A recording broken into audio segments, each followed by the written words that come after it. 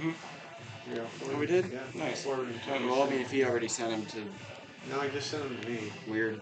Yeah, Anyways. so Alright, yeah, forward those. now you got. Alright, we're on. Well, welcome out here today to a beautiful day in Rapid City, South Dakota, Fitzgerald Stadium, for the Game 3 broadcast of the Rapid City Post 22 Hardhats against the Cheyenne Post 6 Sixers. Both of these teams split the first two games. Rapid City won the opening one 7-3, and Post 6 from Cheyenne won the second one 10-4. So we're looking for the rubber match here between two of these great programs. It's going to be an outstanding game. Mike Fell with you, Oliver. Glad to have all of our audience watching on Hardhats TV as the Hardhats and the Sixers complete the regular season part of their schedule against one another. I'm not sure if perhaps Cheyenne Post 6 won't be back up here for either the Veterans Classic or the Firecracker Tournament, but as far as the actual schedule pair of series, this is the sixth and final scheduled game. It'll be a 7 inning game this afternoon. And, I think that the victory for Post 22 last night, the 7-3 win in game one, was hands down the most significant victory of the season for Coach Torby's team, because the Hardhats were swept at the hands of Cheyenne Post 6 at Powers Field the last weekend of April. And to see the Hardhats win 7 games in a row and then get a rematch against a team that swept them on their home field, it felt very good. And I felt like the Hardhats played good enough to win with Palmer Jacobs on the mound last night. However, Bradley Feeser, that guy, was on the mound for Post 6, and we saw Feeser go the distance in the 1-0 pitcher's duel victory over Lee Negebauer back in game 2 of the first series between these two teams in Cheyenne, Wyoming. And then in the rematch game with Feeser and this time Palmer Jacobs, it was an odd game. There was a lot more scoring than was anticipated in the early innings, but I felt the difference in the game was future Nebraska Big Ten starting pitcher Bradley Feeser being able to get out of his own self-created jams. And that is something you can't teach. That is hard to do, especially against an outstanding team like the Post 22 Hardhats. And you just tip your hat to somebody like Bradley Feeser. He got it done, and he did manage to turn it over to Peyton Seeley to finish things I off. mean, it was a tie game. And No, he was up by 2. He was up by 2, but he was able to, get out of trouble. And I felt like Post 22 gave their best shot last night I to mean, try yeah. to get that sweep and keep the winning streak going. But hey, if you can just feel it around the dugout, the home dugout here at Dave Blue Field today.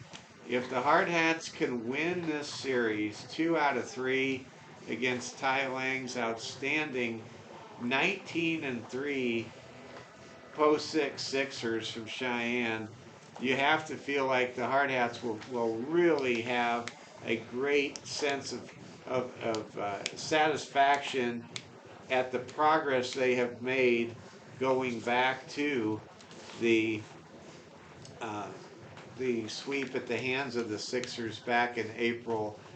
Going into a long break, because there is going to be like a 10-day Memorial Day break between the next time the Hardhats will take the field. This is really a big game for the momentum and how the team, I think, looks at itself. Yeah, totally. Although Feeser was able to, keep the runs down to just 3, it is important to note, as you were saying, he did allow 13 base runners over his 5.2 innings. Only 3 of them scoring. That's kind of similar. Hayden Lighty allowed, I believe, 8, and only allowed 3 to score as well over his 3 innings of work. Yeah, very similar in terms of the stat lines.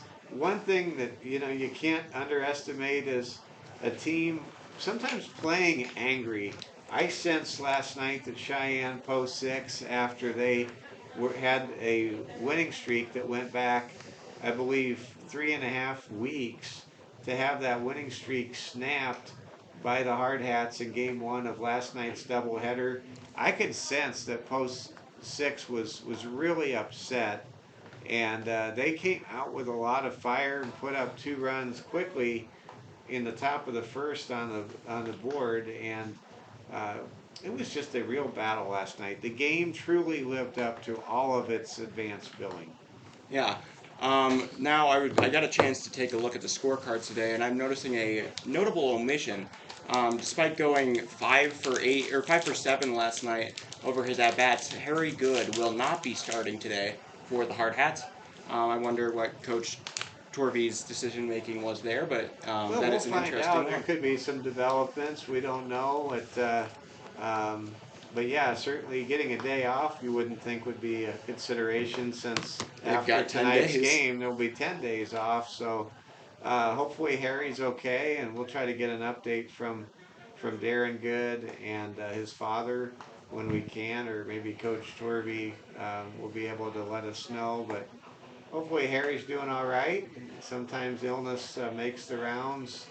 You know, any number of things, ailments or issues can keep a player off the field, but it will definitely be a different lineup without Harrison Good batting third in the order for Coach Torby today. Ooh, playing right field in his place is going to be Ridge Inhofer, the normal catcher. I've usually seen Tate Crossweight out in there and right, but today they're going to try out Inhofer. Well, Ridge has a very good arm, and Ridge is a super senior, and certainly you may think you'd have to think that Ridge must have had a certain amount of experience patrolling right field or the outfield for Sturgis the last couple of seasons prior to joining our post 22 program. Another notable face entering here for entering the lineup here that was not here last night for post 22 is going to be the new designated hitter. Of course, Lee Negebauer on the mound tonight or today, so he will not be getting any. He won't be DHing exactly, but they are putting in Peyton Tipton in his place.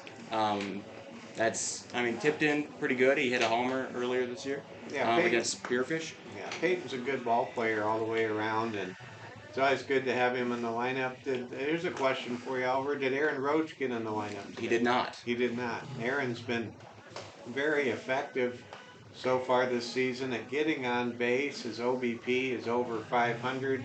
And so is his batting average. And his batting average, that's an even bigger point right there. And Aaron Roach, the pride of St. Thomas More High School, happened to fill in, I thought, very well for Hayden Hollick when Hayden was out recovering from that leg injury that he sustained with that smash to the leg in Billings. So we may see Aaron Roach get some action. Wouldn't be surprised. But you know what's great is you see the depth and the confidence that Kelvin Torvey has in his young Hardhats. His Hardhats team has won 7 of their last 8 games. They're going for a series win against the Post 6 Sixers. No team this year has put up a series victory against Cheyenne Post 6. And the Hardhats are looking to become the first team to do that against Wyoming's finest American Legion program this afternoon at Fitzgerald Stadium. Absolutely. On the mound for the Sixers today is going to be the Utah commit, Coulter McAnally. We anticipated this. He will also be batting third in the lineup. Regularly a shortstop. He had a couple pretty good plays last night out, with his bat and out in the field. Only 1 error on his side in the 2 games. But McAnally, actually, the Hardhats have not seen yet. They haven't seen him pitch. They haven't seen him in either of the games. I thought maybe Coulter made an appearance in one of the games in Cheyenne, no? Okay. I mean, unless you forgot to put it on the scorebook. I probably did. Sorry about that, Oliver. But I'm pretty sure we saw Coulter in like the late innings of Game 3 when these teams met on that Saturday afternoon with no wind. That's what I would say was so amazing about that Saturday afternoon at Powers Park in Cheyenne was there was no wind that afternoon. Usually, of course, the wind is absolutely blasting through Cheyenne, Wyoming, but not that day. But no, actually, Coulter came in with the game somewhat out of reach. And as I recall, Coulter showed good speed, but he did struggle with location. So we'll have to see if Coulter can locate. He can top it out around 92, 93 miles per hour with his throwing velocity, but he doesn't always know exactly where those pitches are going to go. So I think plate discipline is going to be a really big factor today. If the Hardhats take the bait and they chase after that heat from the opposing pitcher in Coulter McAnally, that might not be a good thing. But if the Hardhats are able to, just try to wait for their kind of pitches and trust in their sense of judgment and challenge the opposing pitcher, Coulter McAnally, to throw a lot of pitches today and work deep into the counts, you have to think that could really benefit the post 22 Hardhats. Absolutely. So here I'll go over the primaries. Here, just a moment. So for everybody at home, here's the starting lineup for post 22 Hardhats today. Leading off, the normal leadoff man, left fielder Zeke Farley, followed by his normal follow-up and center fielder who had a great day yesterday. He's 5 for 7 overall with a lot of runs. Amarion Saylor. You just can't say enough about Amarion Saylor. He has just played extremely well in the month of May. Absolutely. He's on a real hot streak. He's going to be batting second and also playing his hallmark center field. Following him will be moving up in the order from 5 to 3 in Harrison's place. Third baseman Hayden Hollick. He had a little trouble with his RBIs yesterday, but he also got 5 of them against Gillette on Wednesday, so I guess kind of averages evening out there. But then, following him in the cleanup spot yet again will be first baseman Alex Dietrich. Then, catcher Philip Bentz will be in 5, a little higher than he usually is. Then, right fielder Ridge Inhofer will be playing 6, or will be batting 6th. Then, designated hitter is going to be Peyton Tipton, who has described himself as kind of an all-or-nothing power guy. Kind of called himself a Joey Gallo type in our interviews with him. Wow, I don't know too many people that have called themselves a Joey Gallo type. It takes the pressure off, though. It does. And then following him at the 8th spot, who had quite the good night last night, both on defense and offense, is second baseman Wyatt Reeder. And then finally at the 9th spot, who's still batting over 300, shortstop Wilson Keeper. And on the mound will be Lee Negebauer. Then I guess I'll move over to the Cheyenne Post 6 lineup. Starting off for them in the leadoff spot is yet again third baseman Mason Tafoya. Following him, now at 2, instead of where McAnally used to be, is center fielder Julian Romero. McAnally will move down a slot. He'll be pitching and DHing at the 3 slot. Then cleanup will be left fielder Corey Williams, followed by catcher Hayden Swain. Right fielder Braden Pearson, who we might see make another relief appearance. He pitched 2 innings last night. Then first baseman Ethan Reisdorfer. Second baseman will be Coulter's brother, Landon McAnally, who was second team All-Wyoming last year. And his shortstop place will be taken over by Cade Coates, who is once again batting 9th. It's a very balanced team for Cheyenne Post 6. They do tend to lean pretty heavy with the right-handed hitting as a lineup, and I think with Lee Negebauer out there, on the mound, a left-hander throwing some strong heat, we'll see if he can really get to some of these right-handed swingers for Post 6. And we know that Lee is a good matchup because we saw Lee pitch 5 innings of 1-run baseball against the Sixers back on Saturday afternoon, April the 29th, and that was, I thought, Lee Negebauer's best performance, even though he'd been more dominant statistically against teams that were not as good as Post 6. I felt like Lee Negebauer's best outing was against this outstanding 19-3 team in that 1-0 defeat at the hands of Bradley Feaser and the Cheyenne Post 6 Sixers about a month ago. We've got a lot of smoke in the air today, Oliver. We have bad air quality day, but it's a nice warm day and a beautiful day for some baseball. But I'll tell you, the smoke coming down from those Canadian wildfires has really made its presence known for almost a better part of a week now here in Rapid City, and it'd be nice to get all this smoke and haze out of here, as they say in baseball. Nice one there. Yeah, absolutely. I understand if you guys are staying inside today to watch this instead of coming out to the ballpark. It's a beautiful day, but if you think that it's going to be detrimental for your lungs, I totally get it. I don't think it's going to be that detrimental. Let's bring. Come on out, Yeah. everybody. Come on down and join the Hardhats and the Sixers for some outstanding baseball today. And yeah, we are blessed to have a Sunday afternoon and the next here at the ballpark, and then our two teams, the Hardhats, you won't see them again until I think it's a game against maybe is it against Spearfish?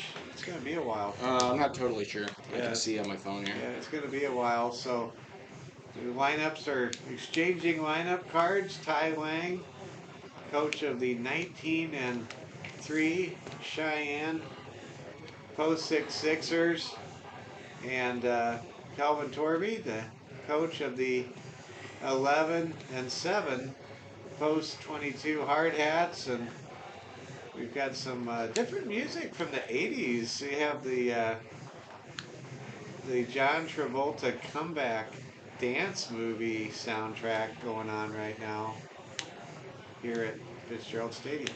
Absolutely.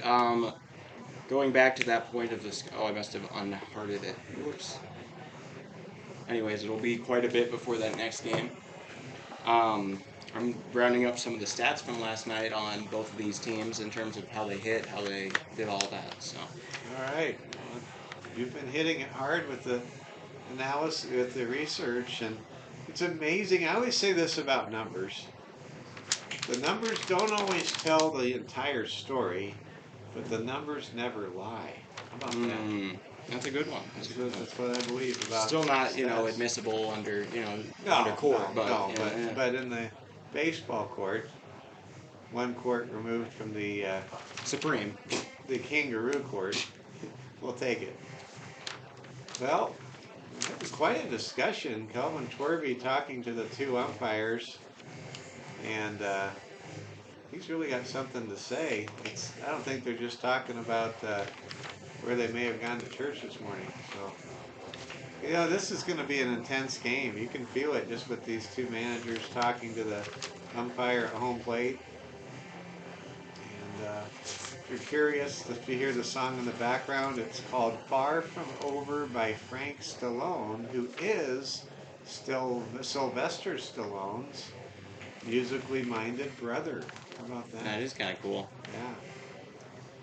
I once owned the cassette that had this song. Did you lose it? I don't know where it is now. So you I guess did, yeah. Either that or it got worn out. A lot of cassettes, but thanks to technology, we're showing the door. Well, Oliver, it's going to be a great day for baseball. Fans really want this one. We really want this one for the Hardhats. And there's a real difference between winning a series, especially when you were swept the first time, and going 1-2 at home after being swept the first time. I mean, it's quite candidly a night and day difference. That's how big this game is. Hardhats would be 12-7 with a win today, and they would be the first team to defeat the Cheyenne Post 6 Sixers in 2023 in a series. And if the Hardhats do not win today, they would go into a 10-day break with a mark of 11-8. So here we go. Hardhats baseball, Hardhats TV, and Coach Kelvin Torby. He's still talking to the home plate umpire, and now Ty Lang, the umpire for Cheyenne, just comes out, and he wants to just make sure that he's not missing anything important. You gotta love it. We're getting ready for a big showdown today at the Rapid City Corral, you might say. Post 6 Sixers from the capital city of the cowboy state of Wyoming, going up against our Post 22 Hardhats here at Dave Plew Field at Fitzgerald Stadium. My name is Mike Fell, the voice of the Hardhats TV network. Oliver Fell is with me, and Oliver, I tell you, this is going to be a game. I can feel it. Lee Negebauer, I'm sure, really eager to get out there and pitch. He's taking his warm-up tosses on the home bullpen down the third base line and left field line, and I think he's ready. Actually, he's Wow. walking out of the gate. Here comes Lee. Lee, you interviewed Lee Negebauer this week, and I interviewed Lee Negebauer as the voice of St. Thomas More Cavaliers at the state basketball tournament. And there's something about Lee. He is business, man. He is Yeah, all no. business. Things that don't that would be considered fluff or elements of triviality have no place in Lee Negebauer's world. He doesn't even have a favorite MLB team or No, player. no, that's hardcore. I mean, his team. He's baseball in His the team is the purest team form. he's playing on, and today is Sunday afternoon, and Lee Negebauer is all business, ready to get on the mound in a matter of moments as Andy Shaw, the public address announcer, announces the players for both of these ball clubs. Sit back, everybody, get something, your favorite beverage, and get ready to enjoy Hardhats TV, Post 22 against Post 6.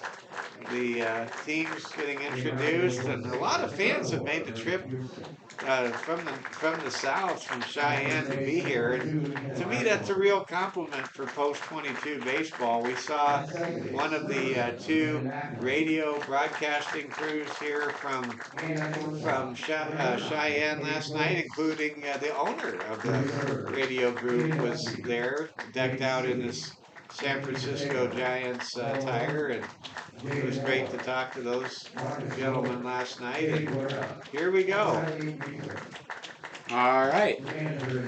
Well, as they keep on announcing some guys, I'm kind of interested specifically with some of the with the lineup we've got here today. It's a little bit interesting, not quite typical, but I'd say we'll see how it turns out. I'm excited to see Hollick kind of maybe come back from something. Okay.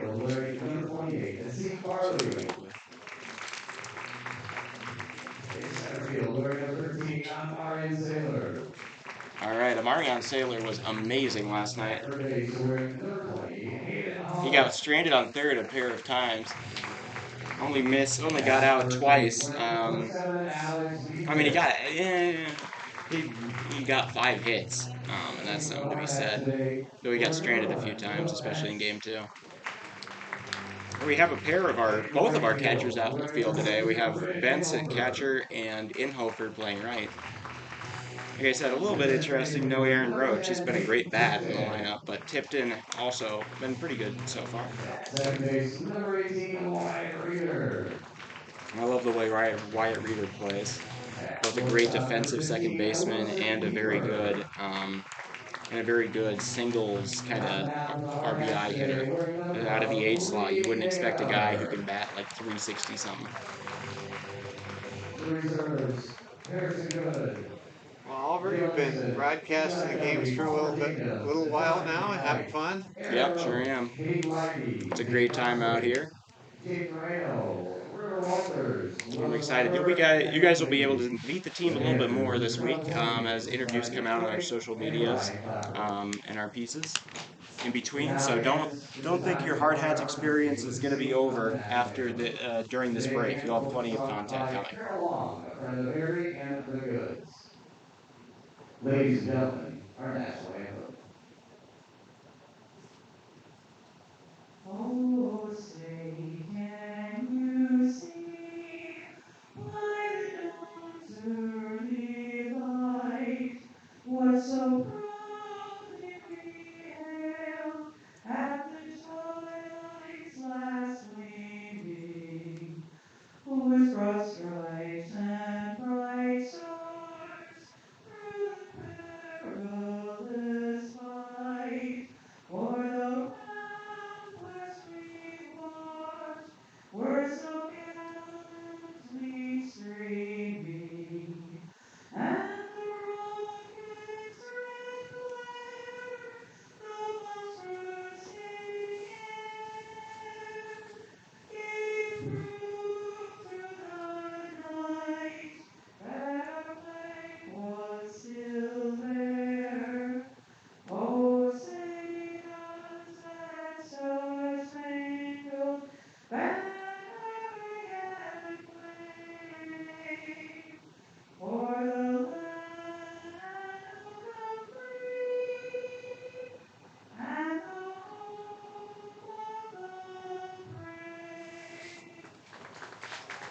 Great job.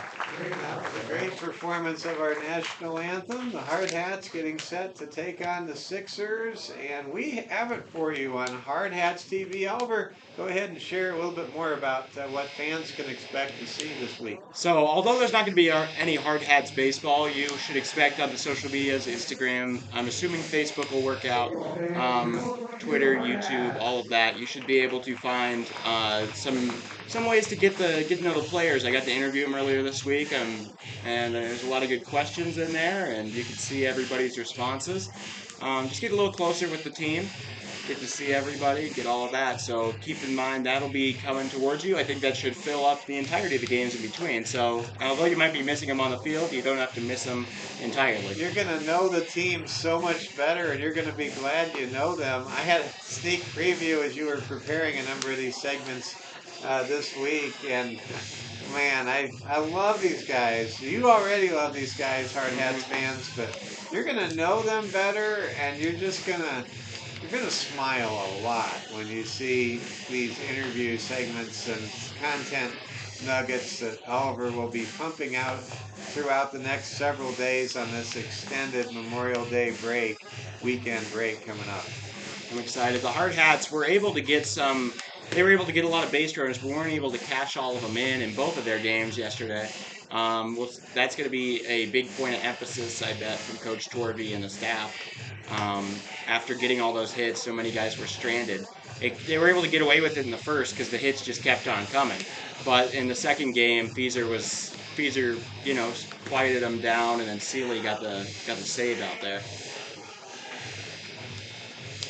Well, here we go. The Hard Hats are in their classic all-white jerseys with the red hats, and looking at the Post 6 Sixers, they have that cross between the Boston Red Sox uniform look with the navy blue tops and the red numerals with the white trim and the white pants, and yet their hat doesn't look like the Boston Red Sox. It looks like the Chicago White Sox. It's kind of a neat merger between Red Sox uniform colors and outfits and the White Sox hat and insignia. Let's now turn it over to Oliver Fell with the play-by-play. All right, Lee Negebauer getting set for his first pitch. This is up against Mason Tafoya. Mason last night in the two games went 1 for 8 with a double and a bunt. Oh, that one goes up in the air, not catchable.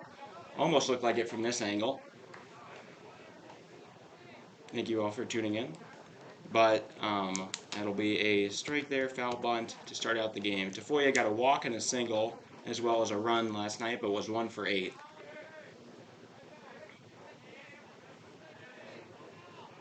All right, Negebauer getting set, the stretch. Big lefty puts it in the zone, 0-2. That is something to note here. He's a lefty. That's going to cause a little bit of an issue. These guys have not faced any lefties with the Hard Hats so far. Fouled off. That'll make it 0-2. Or it will stay 0-2. My apologies. Okay.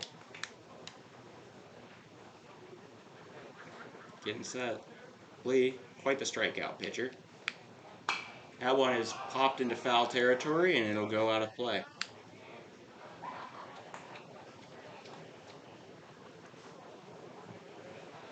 Lee, yet to throw a ball.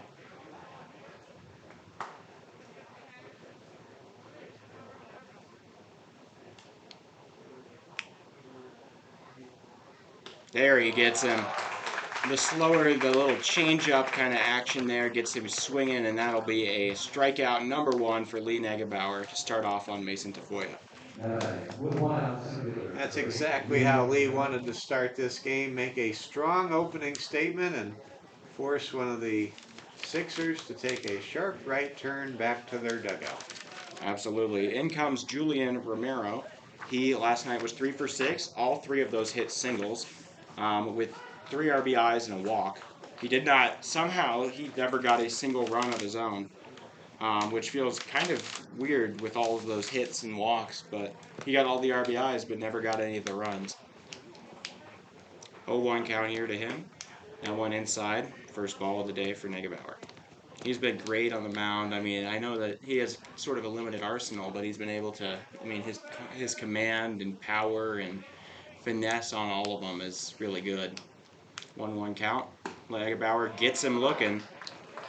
As Trevor Bauer used to say, "Can I help you?" Nope, just looking. So, 1-2. He's off in Japan now. The Bay Stars. Swing and a miss. Strike. That's strikeout number 2 of the day on two hitters. Negebauer strikes out Romero. This is exactly how you'd like to start out the game if you're the Hardhats. Up comes the other pitcher, Coulter McAnally. He went 1 for 6 last night. Two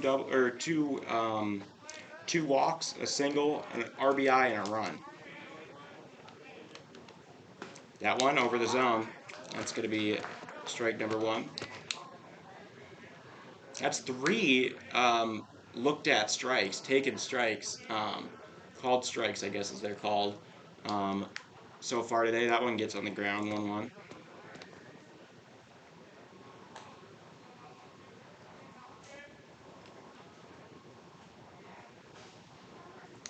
McAnally trying to hit off of Pac-12 hitters next year at Utah. He's trying to hit and pitch there. So, Negebauer, that one off of his own leg. That must have hurt a little, but the shin guard seems to have gotten in the way. Okay, that makes it 1-2. Yeah. Transitively, if Negebauer can do this, he might be a Pac-12 pitcher. Now, there's some very bright horizons for Lee Negebauer. He's just between his junior and senior year. What a pitcher. That one a little low, 2-2. If he can strike out the side, that sure would be something. I don't think I've seen that in a few games. I've decided I want Nebraska's rotation to...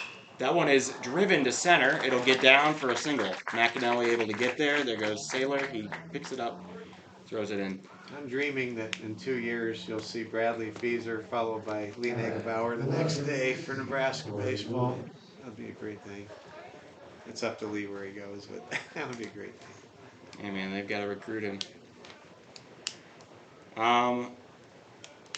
Up comes Corey Williams. He finished out the game, or he started game 1 of the series. Negebauer gets him, little foul tip, strike 1. Williams went 2 for 4 last night when he was hitting, with a walk, a single, a double, and an RBI.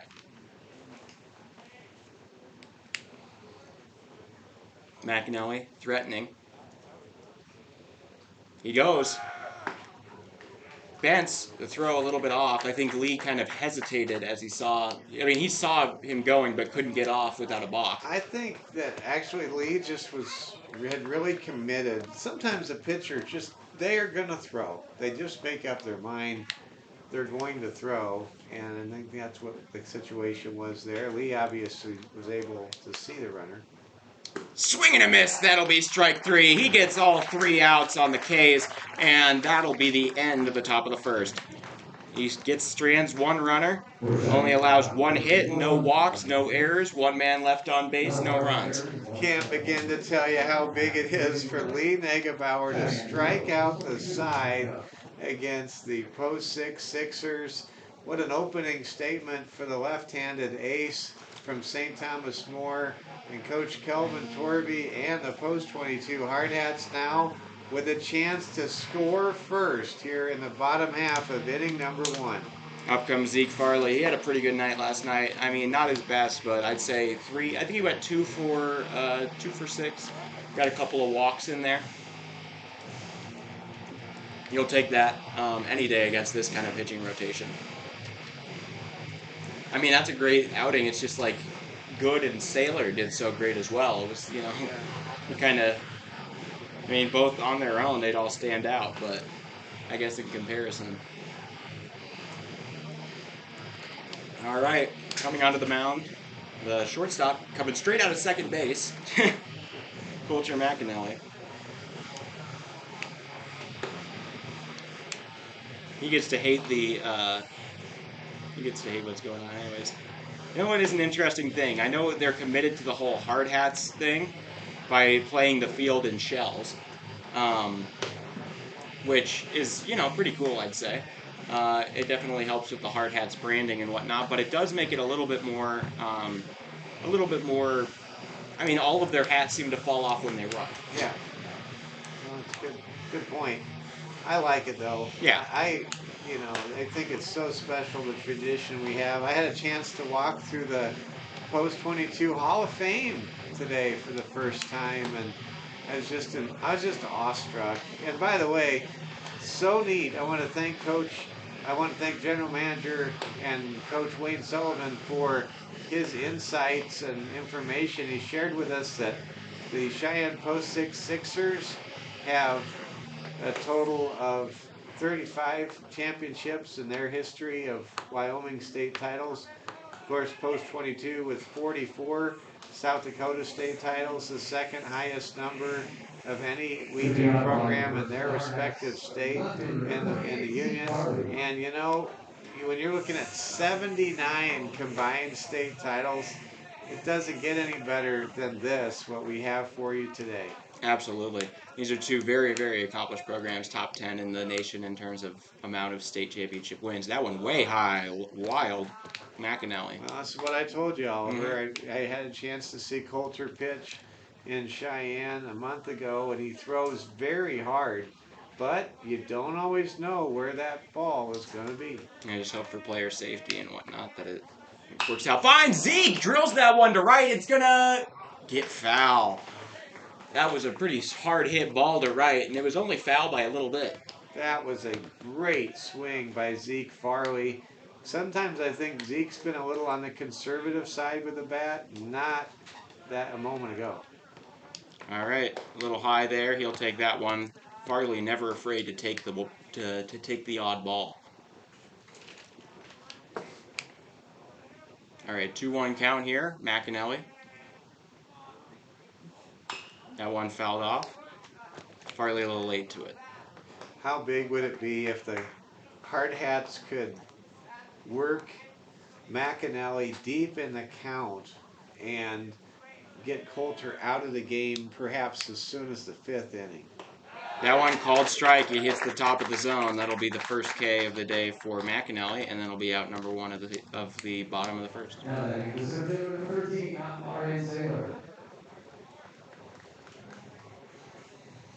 All right, here comes Omarion Saylor. 6 for 8 last night. He was something else. That one taken. The catcher bobbles it, but that is still a strike. Catcher being Swain with quite the cut, I want to say. He's got flowing blonde hair and a headband, reminiscent of, some of the, like Clay Matthews or somebody like that. Saylor driven to right center, and it's going to get down. It's going to go up against the wall, maybe. He's going to get to second. He's just going to stay there. Stand-up double, Omarion Saylor, and his incredible weekend continues. And listen to the ovation for Omarion Saylor. The fans just really getting excited and grateful for the remarkable consistency and great approach at the plate by center fielder Omarion Saylor. And, if you can have a hitter in a number 2 spot in your lineup that simply doesn't get out, what a difference that makes. Yeah, Hollick had a pretty good first game for the Hardhats. He went 2 for 3 on all of that, but then that second game he went 0 for 4. So he's trying to bounce back here. He had a really good game in Gillette. That's going to be nothing. That's a ball. 1-0. Saylor always a threat to run the base paths, though Swain showed some pretty good arm last time up during last night's games. Very impressed with Hayden Swain's arm behind home plate. That's a strike. That one drops into the zone, makes it 1-1. Hollick getting ready. He was able to clean up a lot of extra base runners in Gillette. Got 5 RBIs there, but he hasn't gotten one in this series, despite several chances. Swing and a miss. That'll make it 1-2. Like I said, Saylor, unfortunately, stranded on third twice in the game last night. Game 2 of the series. after a leadoff triple and a double and a single got him over there. I bet that, and leaving those runs on the board definitely did not help the Hardhats. Swing and a miss, that'll be the strikeout for Hayden Hollick. That'll be out number 2. You hate to see Saylor get stranded again. Here comes Alex Dietrich, and I'll tell you, Dietrich has just played much better as of late. Absolutely. Dietrich, they even intentionally walked him last night with 2 men on and no outs. He's got Saylor on second here. He's looking to drive him in. The first baseman takes ball 1. 27 on 27 here.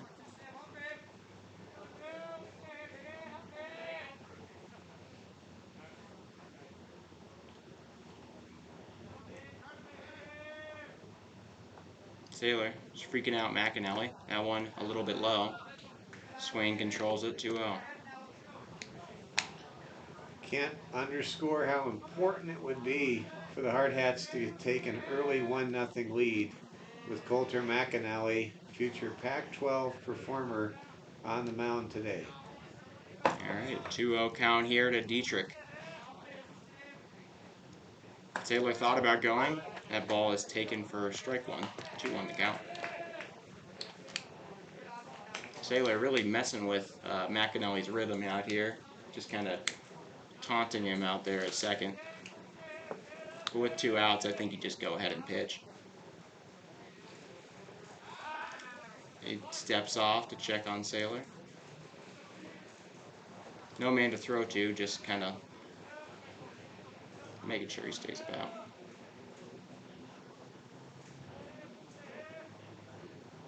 That pitch, ooh, man, Dietrich was going for the fences on that one. He comes up empty, get a little bit of air. Man, he was really going for it. It's amazing he could keep his balance after that swing. All right, 2-2. Here comes Dietrich.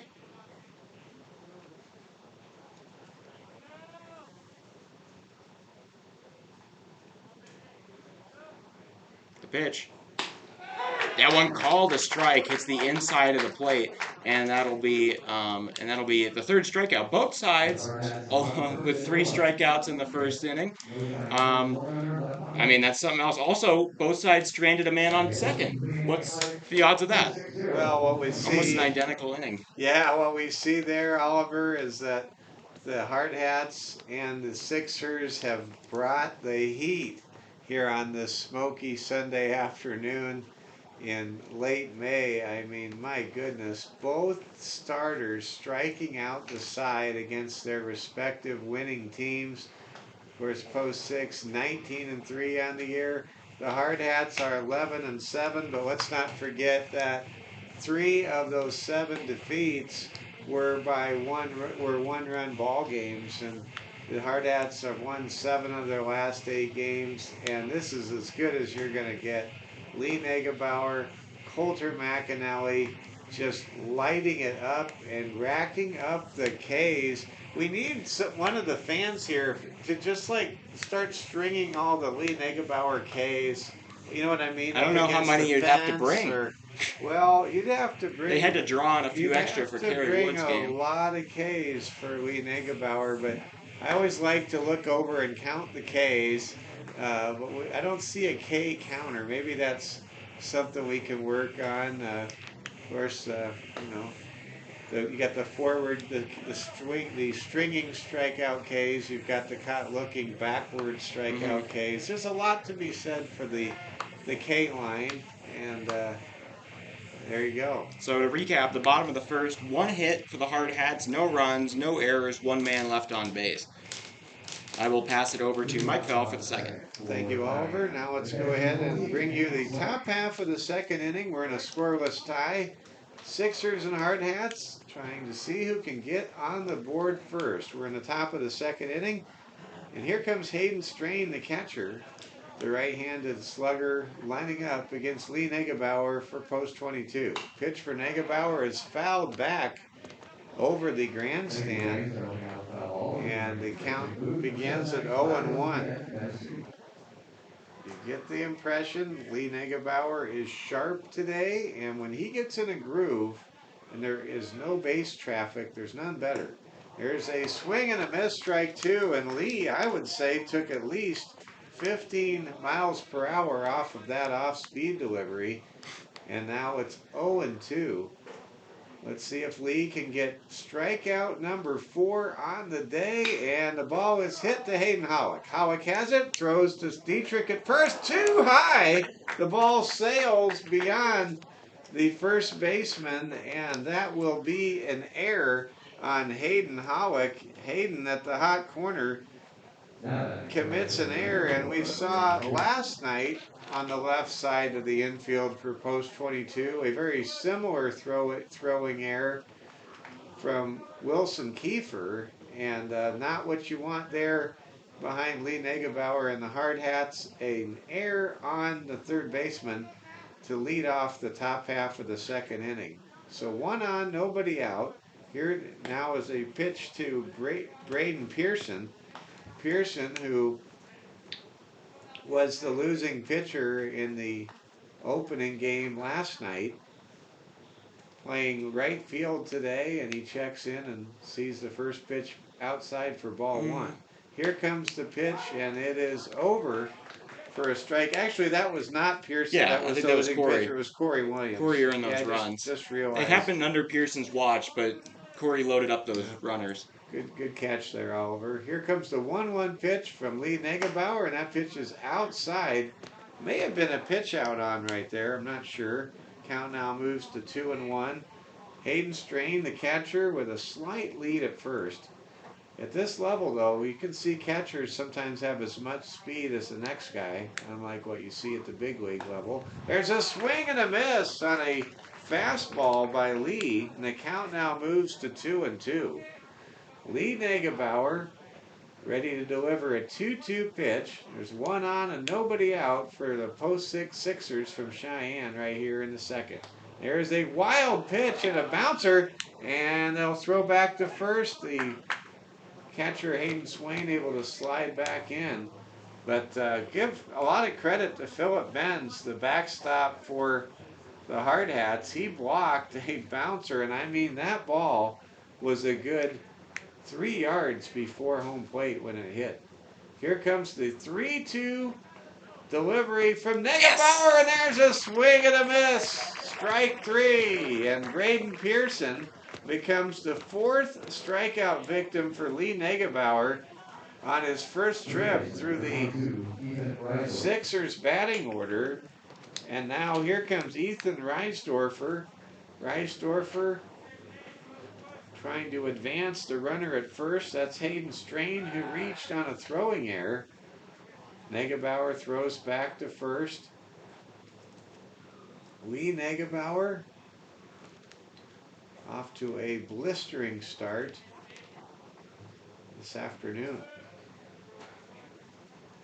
Here comes the pitch from Lee, and it's outside for ball 1. That's the first time he's thrown a first pitch ball. He has been very effective at getting ahead of the hitters today. Very Greg Maddux-like. Here comes the pitch from Negebauer, and that's a wild pitch, but again, the base runner decides discretion's the better part of valor, and he tiptoes his way back to first base, and the count now moves to 2-0. Mike Fell with you, with Oliver Fell. We are live from Fitzgerald Stadium. No score. We're in the top of the second inning. There's a pitch that catches the outside corner. Count now moves to 2-1 to Ethan Reisdorfer. Here comes the pitch from Lee, and that's a swing and a miss, strike 2. And Lee is able to battle back in the count. He was trailing 2-0. Now it's a 2-2 count. And there's still the matter of the runner at first base. Here's a big pitch from Lee. And the pitch is over for strike 3. Lee Negebauer with 5 strikeouts through an inning and 2/3. And Lee is just absolutely lighting it up here on in this rubber match between these two reigning state champions in South Dakota and Wyoming. Lee Negebauer looks back to first. Now fires to home plate. There's a dribbler to second base. Shuffle throw to second is in time. And there is Wyatt Reeder with a shovel pass over to Wilson Kiefer to get the lead runner Hayden Strain, and that will retire the side, and that is the first out recorded by Lee Negebauer and the Hardhats, or by either team, that's right, that was not recorded by way of a strikeout. So through the top half of the second inning, there were no runs, there were no hits, there was one throwing error, there were no one left on base. There was one. There was one left on base. And through an inning and a half here at Fitzgerald Stadium, the score, post 22-0 and post 6-0, with the Hardhats coming up in the bottom of the second inning. Philip Benz, Ridge Inhofer, and Peyton Tipton will be your hitters for Coach Torvey in inning number 2. And we'll now take another look at Coulter McAnally. McAnally, whose traditional position is shortstop, who will be playing for the Utah Utes in Pac-12 baseball. Congratulations, by the way, to the Stanford Cardinal. They are the Pac-12 baseball champions this year, and your Arizona State Sun Devils, Oliver, a winning season for Willie Bloomquist and the crew. So I can't say I've been all too involved in that, but I know a couple of people have done some nice stuff out there with that team, and I mean they've got a pedigree of winning. Spencer Torkelson, former first overall pick, taken there. He's a little disappointing so far for the Tigers. And of course Barry Bonds played for the Sun Devils and yeah. Arizona State, when that was before he took steroids, and that was 5 World Series, College World Series titles won all time by the Sun Devils in Omaha. And let's now go to the bottom of the second inning. Philip Benz takes ball 1, and we are underway here in the home half of inning number 2. Here comes the pitch to Philip Benz, and that is at the knees for a strike. Benz had a nice double earlier last game. He went 1 for 3 last night with a walk. Reaching on an error. But not too bad in the bat. My favorite moment of the season, there's a pitch outside, is when Philip Benz hit a home run against the Billings Royals, a 3-run shot into the pine trees near the Rimrock Shopping Mall in Billings. Ooh, there's the pitch outside for ball 3, and the count now moves to 3 balls and 1 strike. Nobody on, nobody out. We're just underway here in the bottom of the second. Glad to have you with us this afternoon on Hardhats TV. Ball is struck, and it will land. And bounce past the center fielder. Center fielder having a hard time picking it up, and that'll be a single by Philip Benz and an error on the center fielder. And now the Hardhats are in business, getting the leadoff man aboard in scoring position with no outs here in the second. And now here comes Ridge Inhofer. Big spot here for the super senior and one of the newest members of the program. Let's see what Ridge can do here. Ridge Inhofer trying to drive home the first run of the ball game against Coulter McAnally for Cheyenne Post 6. First pitch is inside for a ball. Count is at 0-1.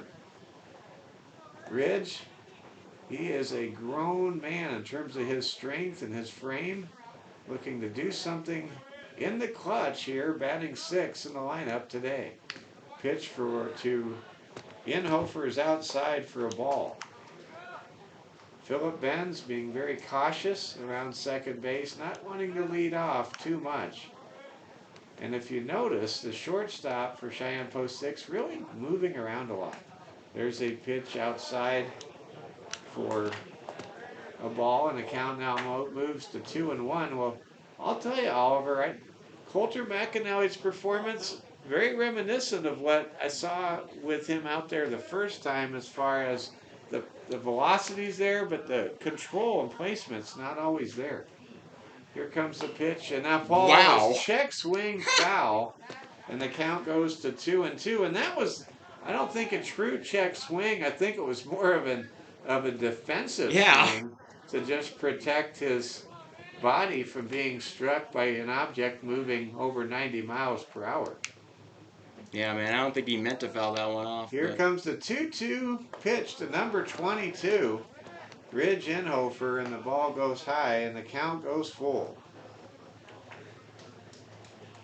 Here comes the 3-2 pitch from McAnally to Inhofer with Benz at second base.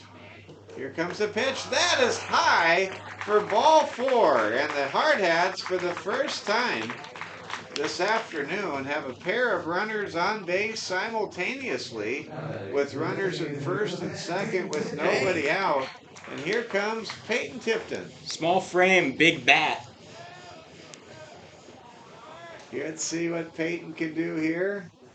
Chance to put the Hardhats in front first. And quickly, Coulter McAnally steps off the rubber and fakes a throw to second base. Wonder why. Both these men on base, both catchers with a little bit of speed, nothing too threatening. Yeah, you for don't see a Swain. pair of catchers on at the same time very often. There's a bunt throw to third. He's safe. And it's not in time. Philip Benz was able to take off with first contact, and he gets to third base. And that is an infield fielder's choice for Peyton Tipton. And now the Hardhats have the bases loaded with nobody out here in the bottom of the second inning. And here comes Wyatt Reeder, who hit a home run in Watertown on a Sunday afternoon just a week ago. Let's see what he can do here now at Fitzgerald Stadium. McAnally's first pitch is very high. In fact, the catcher for post 6, he wasn't even sure he had the ball in his glove. The umpire had to take off his mask. Man, I'm telling you, McAnally, when he dials it up, that ball is that heat is about as high as a high temperature in central Texas in July. My goodness. Here comes the 1-0 pitch, and the ball is fouled onto the berm above the dugout. Actually, it left the park and went into the parking lot. And some kids are going to jump the fence and get a hold of that ball. Gotta love the spirit of the kids here at Dave Plew Field. Here comes the 1-1 pitch to Wyatt Reeder. Pitch is slashed into the Good grab. netting right around the dugout for post 22, and the count now moves to 1-2. Yeah, the way McAnally pitches really reminds me of throwing a really light ball in a bowling alley. You're kind of just throwing it down there really fast. It'll hit hard if it does. Otherwise, you're way off, and that's a gutter ball.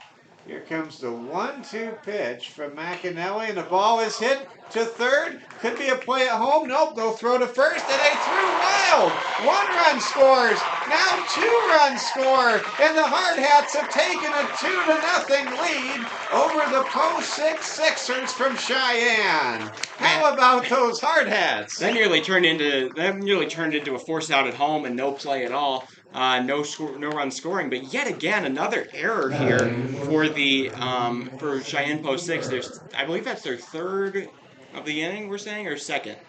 That is actually their second error of the inning, because there was the high throw from the. There was the center fielder's set of errors, if you will, that gave an extra base to Philip Benz to start the second inning. So on that play, Philip Benz and Ridge Inhofer, they're able to score. They're beneficiaries of the infield dribbler that was thrown away. And now the Hardhats have a 2-0 lead, really spotted by a pair of errors here in the second inning by the post 6 Sixers. And last night, even when the post 6 Sixers won 7-3 behind Bradley Feaser, they committed 4 errors. They are not the tightest defensive team you're going to come across in these parts. Wilson Kiefer, the hitter, falling behind in this at-bat, 1-2. Nobody out. Runners at second and third. Hardhats leading 2-0. We're in the bottom of the second inning. I'd argue you should just bunt it or just hit it downwards in the infield. Ooh. Wilson Kiefer will go to the dugout. He is strikeout victim number 4, representing the first turn through the lineup for the Hardhats. But what a start. Without Harry Good out there today, the Hardhats able to plate a pair of runs, and there's still just 1 out and 2 runners in scoring position against Coulter McAnally, the starter for Cheyenne Post 6. Ball is fouled away by Zeke Farley. Zeke struck out his last time up, but he sure had some good hacks up there last time. Definitely, he got one that kind of dropped into the zone, maybe some sort of sinker, change-up situation, and it just caught him looking there on a full count. Here comes the wind and pitch from Coulter McAnally. It's a wild pitch, and that'll score a run. It's 3-0. Coulter McAnally struggling with his command has a wild pitch, and that will plate Peyton Tipton. And the Hardhats lead 3-0, and I can't begin to tell you, ladies and gentlemen, and Hardhat fans, how big a 3-0 lead appears with Lee Negebauer on the mound, having struck out 5 Sixers to begin this ball game. Man, this is a defensive nightmare here for the Sixers. So a pair of errors and a wild pitch opening the door. The Hardhats yet to record an RBI, and they've just been scoring runs off of the. I think that's not true. I think actually they had one RBI give from RBI Reeder. to Wyatt Reeder, yes. And but it has not been necessarily a thing of beauty on the score sheet. It's just been effective baseball, heads-up baseball, and the Hardhats have been able to capitalize on Coulter McAnally's lack of command. Count moves to 1-2 to Zeke Farley. There is 1 out, man at third, and Wyatt Reeder. Any kind of hard contact can make it a 4-0 ball game in favor of Post 22. Mike Fell, Oliver Fell with you on a smoky, hazy Sunday here at the ballpark. Farley drills a ball down the right field line. That'll score the run. It's 4-0. And listen to this crowd. Zeke Farley drives in Wyatt Reeder from third base, and Post 22 has a 4-0 lead against future Utah Utes pitcher Coulter McAnally. What a tremendous start for the Hardhats, who are trying to win this rubber match game against the Post 6 Sixers today. There's a pitch, and it's outside. Here comes Saylor for a ball, and Amarian Saylor had a stand-up. Amarian Saylor, thank you, Oliver, had a stand-up double back in the first inning. Let's see if he can do that again. If he has the same outcome this time around as last time, I would predict that'd be enough to bring home Zeke from first. Let's see what happens. Hardhats leading 4-0. They've out-hit the Sixers 4-1 so far. Pitch is outside for ball 2. Hope you're having a great Sunday wherever you may be watching. Thanks for making Hardhats TV a part of your Sunday afternoon experience. Yeah, a lot of people coming out to this game too. Beautiful, nice crowd here. Sunday afternoon. Ooh, that one must have got just the top.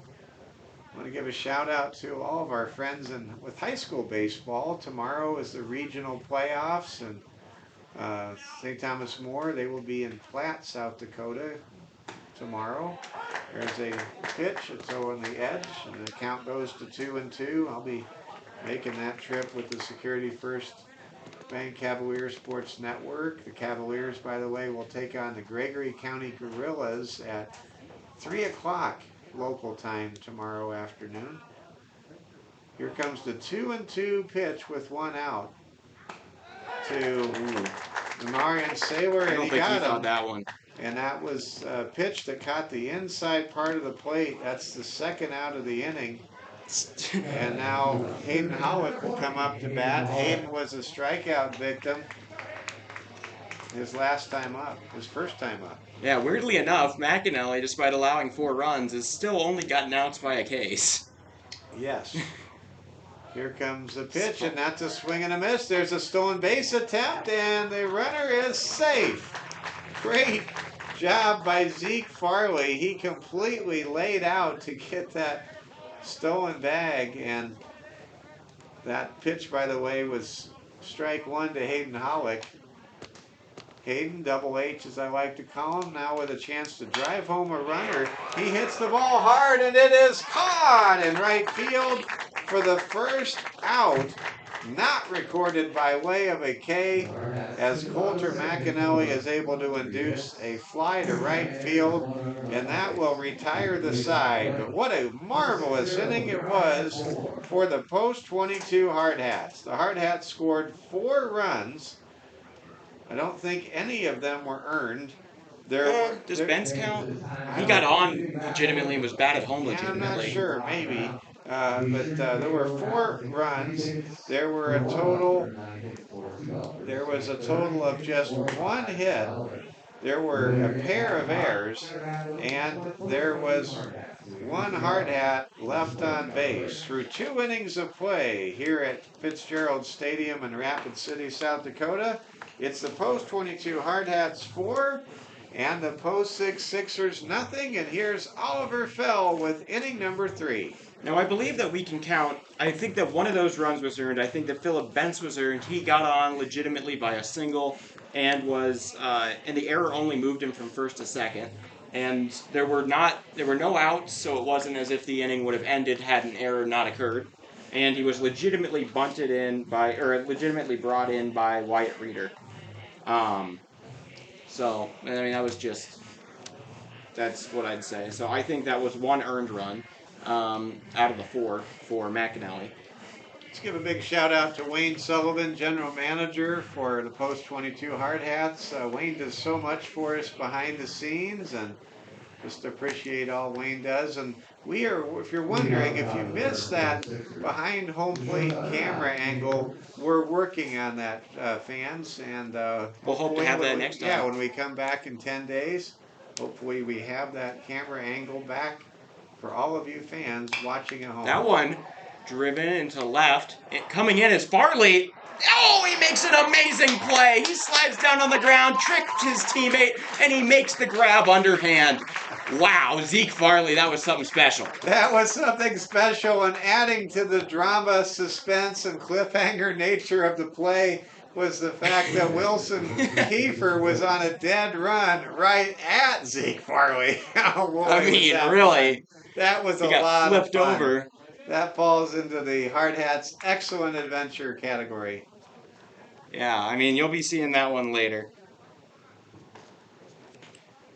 That one, strike 1 from Negebauer.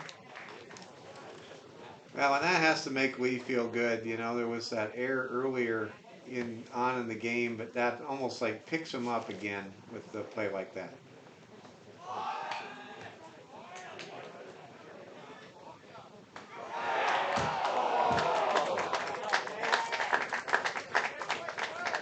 Okay, that'll be, he will reach base on that one.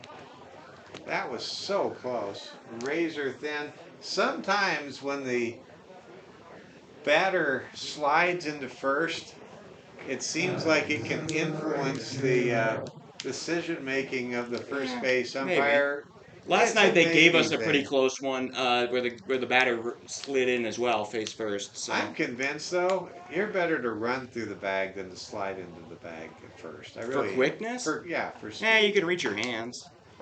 That's a strike one. But I think that on a dead sprint, you're better off just not adjusting your body in that split-second moment to slide.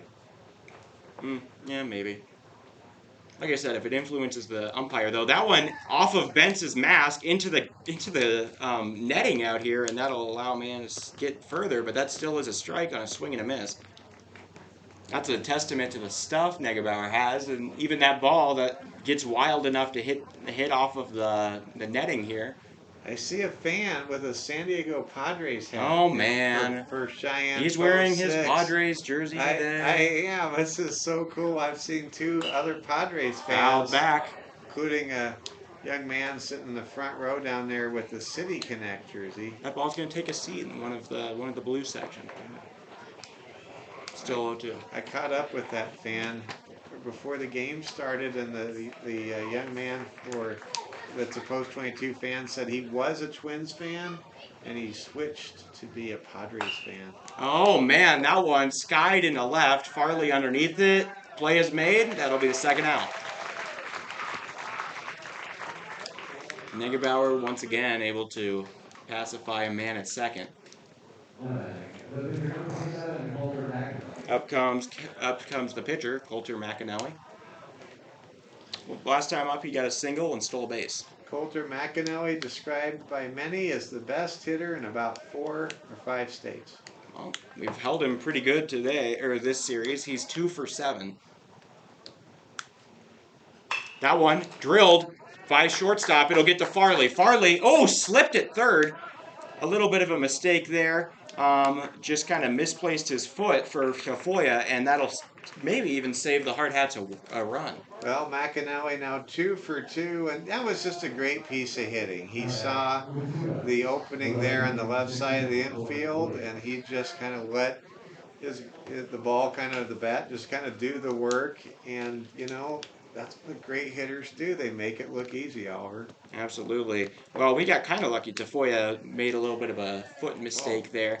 He could have Farley might have been able to make the throw, but runners on the corners here. McAnally sitting on first. He stole second his last time up. Here comes Corey Williams. That one in the dirt. Bent's able to control it. I think it saved a run, and with Mason Tafoya being the leadoff hitter in this lineup for the Sixers, he has that blazing speed. Absolutely. 1-0 here.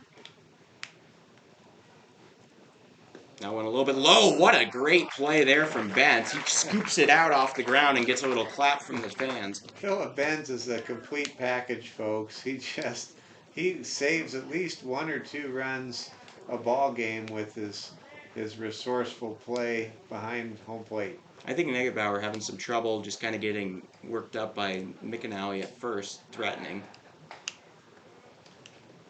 I'm going to respectfully disagree. I don't think Negebauer gets worked up over much of anything. Okay, I'm just seeing a few wild ones here with the man on first.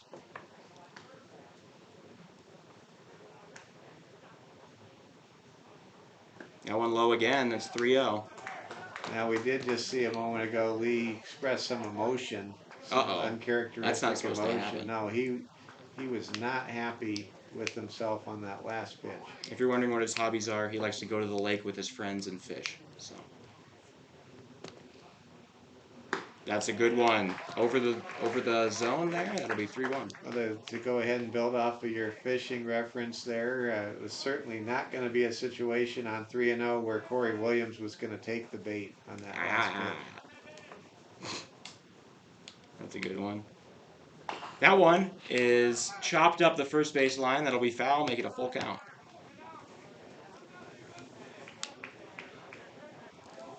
I want to point out, Bentz also has quite the do. I think might just be a catcher thing.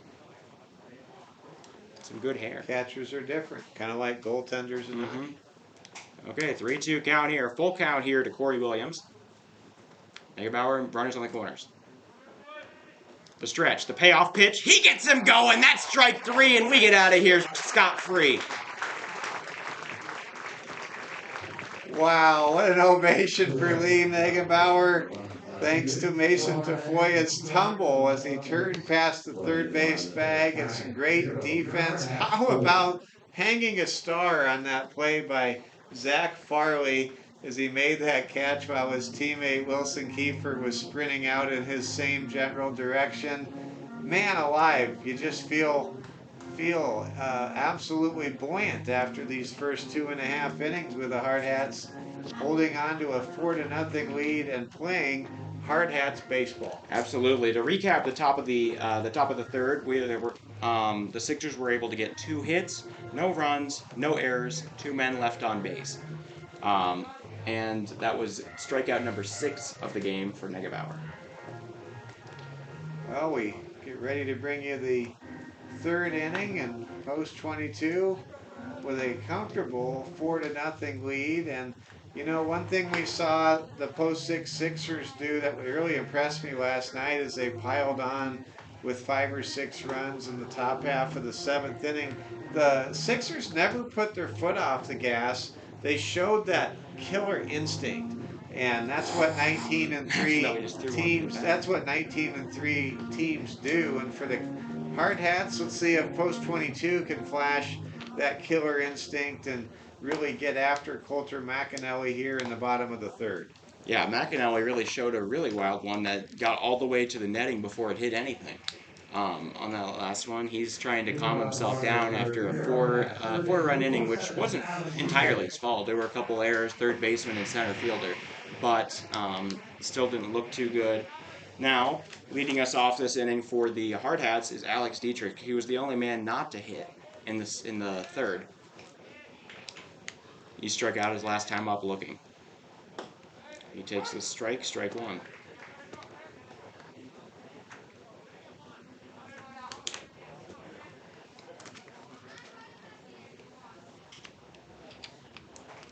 He's gonna go on that one. It'll be 0-2.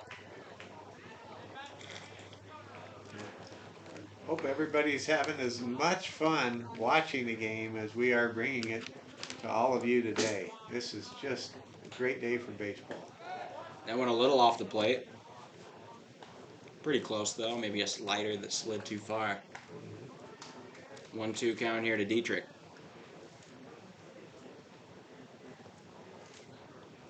He drives one to second, fielded cleanly, and the play is made by Landon McAnally. So that'll be out number 1.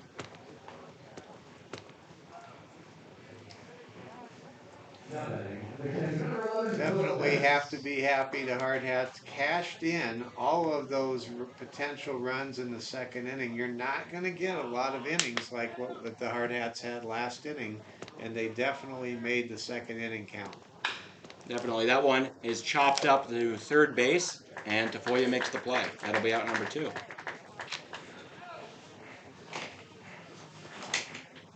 Almost get the impression, Oliver, that these two teams could definitely settle into a pattern where inning by inning starts to roll by very quickly. All right, Inhofer coming up. He got a full count walk against McAnally last time up. He hits it to 3rd as well. And could that be a 3-pitch inning? It is. That's kind of a rarity in baseball, but that is going to be a 3-pitch inning, 3 groundouts here for the Hardhats. Yeah. So that's going to lead us into the top of the 4th. No hits, no runs, no walks, no errors, nobody left on base in the bottom of the 3rd. So we get ready to bring you now the 4th inning. The Post 6 Sixers trailing 4-0. We'll send Hayden Strain, Braden Pearson, and Ethan Reisdorfer to the plate against Hardhats hurler Lee Negebauer, who already has a half-dozen strikeouts through the first innings of work this afternoon at home at Fitzgerald Stadium. The Hardhats have only lost 1 game at home all year. That was last night's nightcap of the doubleheader, where the Hardhats drew a split with Post 6 from Cheyenne. No opponent has come to Rapid City and come out of the action here with a win and not a loss. I mean, no one's come in here and got a sweep against the Hardhats. No team's come in here and been able to record a victory in a single game situation. Look at that. Because both Inhofer and Bentz are playing the field, the warm-up catcher is actually relief pitcher Eli Kelly. How about that? Yeah. Interesting. Lee Negebauer ready to go today, and we're glad to have you with us. Fans really coming out and representing the Hardhats well. We've got a nice turnout today on a Sunday afternoon, and I see my friend Monty Luce and his wife in attendance. Monty with Duhamel Broadcasting for many years, and just a great broadcaster, a great friend, and a huge New York Yankees fan. He loves the Yankees and has a lifetime of being a Yankees fan. Monty Luce, great Rapid City gentleman. There are 2 or 3 Yankees fans on this team as well, of which I think Dietrich is one. give a shout out I to know our Dylan friends Marsh in the is. booth next to us, Jerome Wickersham and Dean Gurr, calling the game on Fox Sports Radio today for the Hardhats. They call the home games all year. And none of the radio folks, video folks from Cheyenne able to make the trip. So if we have any special viewers from Cheyenne, we're glad to have you with us today. 3-0. Count goes to 3-0. Hayden Strain trying to reach base as the leadoff hitter here in the top of the fourth inning.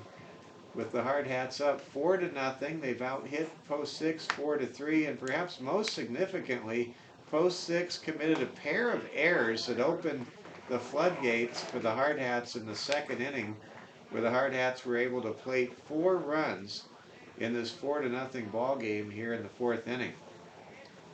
Wind is now blowing in from the east. Ball is struck deep to right. Oh, man. Going back is the right fielder, and it is gone. A home run by Hayden Strain. Strain takes a 3-0 pitch and sends it over the right field wall. And all the right fielder for Post 22, Ridge Inhofer, could do was watch. And that is a home run. A solo home run off of Lee Negebauer that makes the score 4-1 to lead things off in the fourth inning. Raise your hand if you saw that coming. That was about as shocking to the system as I could possibly imagine. No, I know he had a bad first inning in Billings. Did anybody hit a homer off of him there? No. So this is, He I believe gave this up, is his first stinger allowed. Yeah, Lee Negebauer gave up 8 hits in that first inning against the Billings Royals in Billings, Montana, but there were no home runs in that inning. Just a lot of soft singles and doubles. All right, it's 2-0 now to Braden Pearson. Let's see how Lee Negebauer responds. He's still ahead by 3 runs. No need to sound the alarm if you're Lee Negebauer, but he has quickly fallen behind Braden Pearson 3-0. What's Watertown doing here? And let's see what can happen next. It's a good question. There's a pitch over for a strike. We see Watertown Post 17 show up all the way from out there. I don't know what's going on. Count is 3-1. They just want to see some great baseball. It's a long way. Ball is maybe they played 320. Ball goes to the shortstop, Wilson Kiefer, who fires to Alex Dietrich for the out. And that's my guess, Oliver. The Hardhats share the parking lot complex here, share the complex with the Post 320 Stars over at Pete Lean Field, and maybe Watertown finished their game with Post 320, and they just want to come over where they can see this outstanding ball game. Hardhats up 4-1 with 1 out, nobody on. Ball is drilled deep to right, and it will be caught by Ridge Inhofer in front of the warning track in right field. And that's out number 2 here in the fourth inning. And now Landon McAnally will come up to bat. McAnally, a left-handed hitter, facing left-handed pitcher Lee Negebauer, who rubs up the baseball and will try to get out of this fourth inning with minimal damage. Here comes Lee. He rocks, fires, and throws low for ball 1. Man, that one had me scared just off of the fact that Swain hit that one over the fence. That one had some significant power, too. Lee Negebauer pitching so well this afternoon. Giving up 4 hits and 3 2/3 innings work. Ball is hit up the middle, and it will be a infield single for Landon McAnally. McAnally, who reached on a fielder's choice to end the inning, or ended the inning with a fielder's choice ground out in the second inning, able to get on base cleanly with a single, and that ball was just hit at just the right spot where Kiefer and the second baseman and Reeder just were not able to get to that ball for a very long time. So there's a man on with 2 outs, and there's a wild pitch. Taking second base will be Landon McAnally. And for the first time in this game, Lee really struggling with his control. Yeah. He has, I should point this out, such great chemistry with catcher Philip Benz. That's really stood out in all of Lee's starts so far this year. Here comes the pitch from the left-hander, and it is low and in the dirt. Count goes to 2-0. Cade Coates is the batter. Cade flew out to Zeke Farley in left field. That was that amazing hang-a-star play we had back in the third inning. Here comes the pitch from Lee. That's a swing and a miss, and that's the first time in a while that Lee's been able to hit the strike zone and get a missed ball from the batter. Here comes the 2-1 pitch from Lee Negebauer to Cade Coates. At second base is Landon McAnally. That pitch is just off the plate for a ball, and the count goes to 3-1. Lee doesn't want to turn over the order here with Mason Tafoya swinging the ball in the on-deck circle for Cheyenne. Ball is hit hard to second. Hollick has it. Throw to first is on the money, and that will close the door in the top half of the fifth inning. Lee Negebauer gets fourth inning. Lee Negebauer is able to get out of trouble. He gives up 1 run on a total of 2 hits. There were no errors, and there was 1 man left on base through 3.5 innings of play at Fitzgerald Stadium. It's post 22-4, and the post 6 Sixers won in the top of the 4th. The 1 run came off of Hayden Strain's solo shot to right field, and after that home run and some control issues, Lee Negebauer able to prevent any other Sixers from crossing home plate, and the Hardhats still have a 3-1 lead. Absolutely. I mean, yeah, he had some issues in there, but was able to get some good contact, and overall, I'd say Negebauer able to control the situation. Seemed to have shaken him a little, but nothing too much. Excited to see how the Hardhats respond. They have not a safe, but a good enough lead for the moment, up 4-1. And the Hardhats right now, I think they're really where they want to be at this point, and looks like do we have a new pitcher? We do.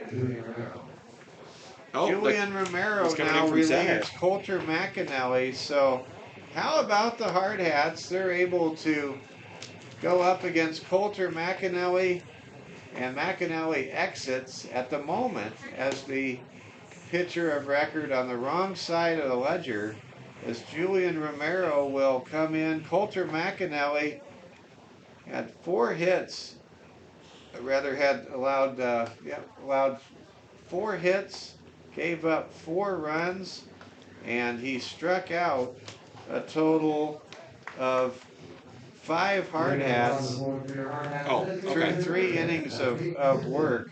There's been some positional changes out here. Let's go ahead and recap those, Oliver. So, real quick, I gotta look at the scorecard here. So in center is now Braden Pearson, moving in from right where he had been, and replacing him in right is a substitution, Jaden Moore, playing right. Okay, Jaden Moore playing right field for the Sixers.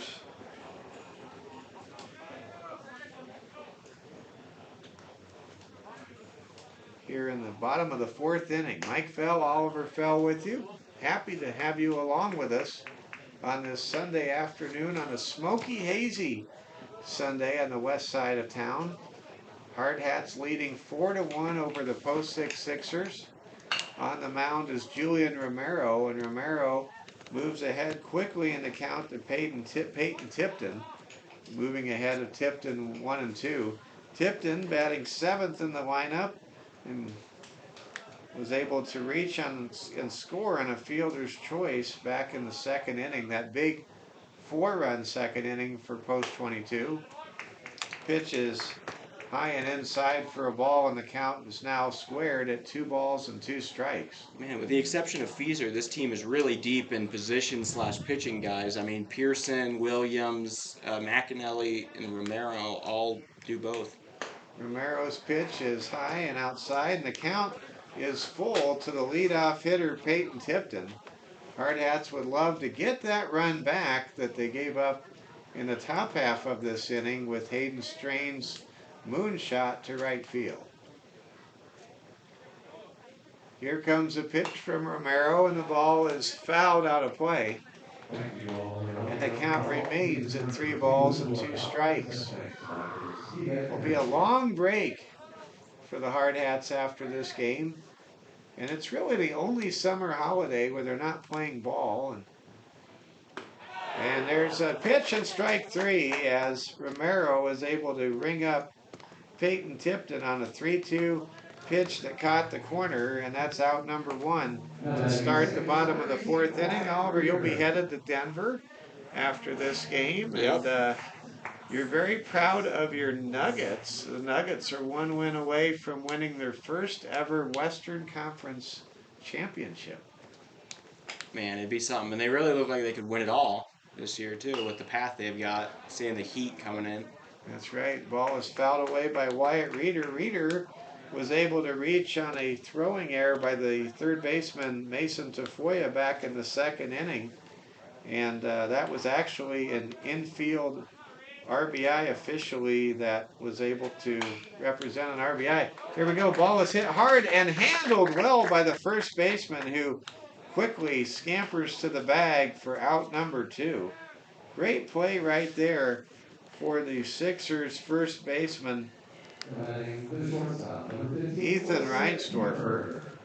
And now that'll bring up Wilson Kiefer. Kiefer trying to avoid back-to-back 1-2-3 innings by the Hardhats. We're in the bottom of the 4th, post 22 leading by 3 runs at the moment in the 7-inning ball game. This is the rubber match of the 3-game series between the reigning state champions in South Dakota and Wyoming, respectively. Here comes the pitch. Ball is popped up, and it is out of play for strike 1. Wilson Kiefer was a strikeout victim at the hands of Coulter McAnally, his first time up today, facing a different pitcher here in the person of Julian Romero. Romero's pitch is outside for a ball. Post 22 trying to get to 12-7 on the season. Keep in mind, 3 of the 7 defeats the Hardhats have had this year have been 1-run ball games. Here comes the pitch. It's outside for ball 3. And 2 of those 1-run defeats were back-to-back heartbreaking walk-off defeats up in Billings against the Scarlets and the Royals. Here comes the 3-1 pitch. Ball is hit high to right field, and it will be caught for the 3rd out and final out of inning number 4. So, through 4 innings of play, the Hardhats have a 4-1 lead over the post 6 Sixers. In the bottom of the 4th inning, there were no runs, no hits, no errors, no one left on base. And we move to the 5th with the Hardhats leading 4-1. And here's Oliver Fell. Yeah, Lee Negebauer is going to take the mound again here, top of the 5th. He might go all the distance. He's done that, I believe, 3 times this year. Most recently in a shutout versus Watertown. Who was in attendance here, watching him.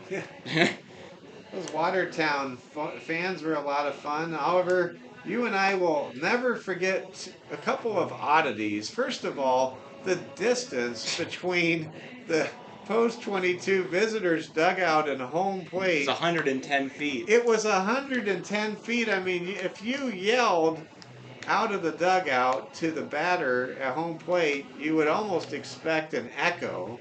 And then how about the Sandlot dog that was in attendance at Watertown Stadium? Yeah, luckily survived. Almost got popped out by a, well, by a pop out. That dog, we call it the Sandlot dog. It was this giant mastiff, just like what James Earl Jones's character in the movie The Sandlot had, that was beyond the fence in that classic '90s baseball movie. Man, I had a guy doing I had an older man that was working the cafeteria at my dorms that looked just like James Earl Jones. I mean, I've got pictures and everything. Wow. Now, if only he He had the met, same yeah. voice as James Earl He Jones, did the voice not, of Darth Vader in Star but Wars. How about it that? wasn't bad. No. By Anyway, the way, nothing more baseball than Field of Dreams. You and I got to watch that a couple years ago. It's an amazing baseball movie. It's my favorite baseball movie, actually. all right, up comes Tafoya. A little bit of a high pitch there. That'll be ball one for Negebauer. Tafoya, last time up, got himself a single and got all the way to third. That one wild pitch. It'll be ball two. Most recent baseball movie I saw was Pride of the Yankees from the 1940s, starring Gary Cooper. Have you seen 42? With Bozeman? Oh yeah, Okay, I wasn't sure. Seen 42. Okay. It's a good movie. Pride of the Yankees, so classic. Even Babe Ruth himself made a cameo appearance.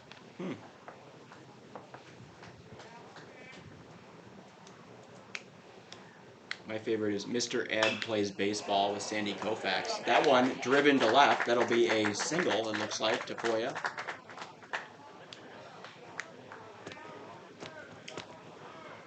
A lot of different kinds of baseball movies. There's the off-color comedies like Bull Durham and Major League, and then there's really dramatic, like feel-good stories, and there's actual documentary type of films. And Just like Mr. Ed, that was real. yeah. And then there's the He hit that thing 380. There's the Brady Bunch, where random Los Angeles Dodgers players like Wally Moon just show up in the backyard to talk to the Brady boys. I'm convinced they lived in right field. 1-0 count here. Negebauer to Julian Romero, the new pitcher. That one over the plate. That'll be a 1-1 count. Been a minute since Negebauer was able to strike someone out.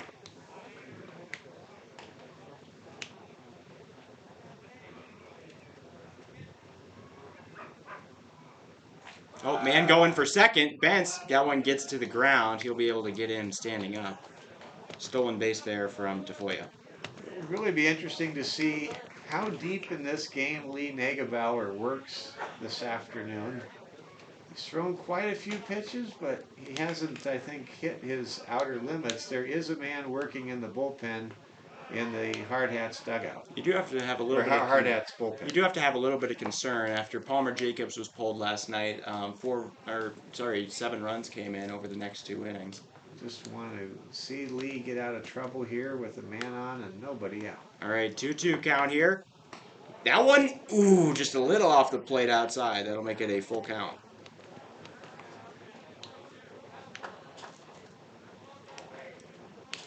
Here to Romero.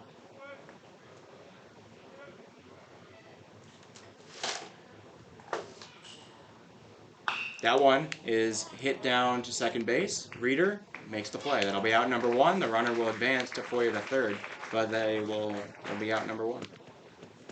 What a big out that was. You know, I just think at this point, Lee Negebauer, if he can just work efficiently, and keep in mind that the Hardhats have a 3-run lead in this pitcher's ballpark, and if the Hardhats can just operate efficiently, they can pull this victory out against the Sixers. McAnally with a pair of singles today, really showing up after his 1-for-6 outing last night. Now, this is the real Coulter McAnally on display here today. All right, 1-0 count here to McAnally. That one low. Bent's able to stay in front of it. He's got to worry about all that. The man at third could score on a wild pitch.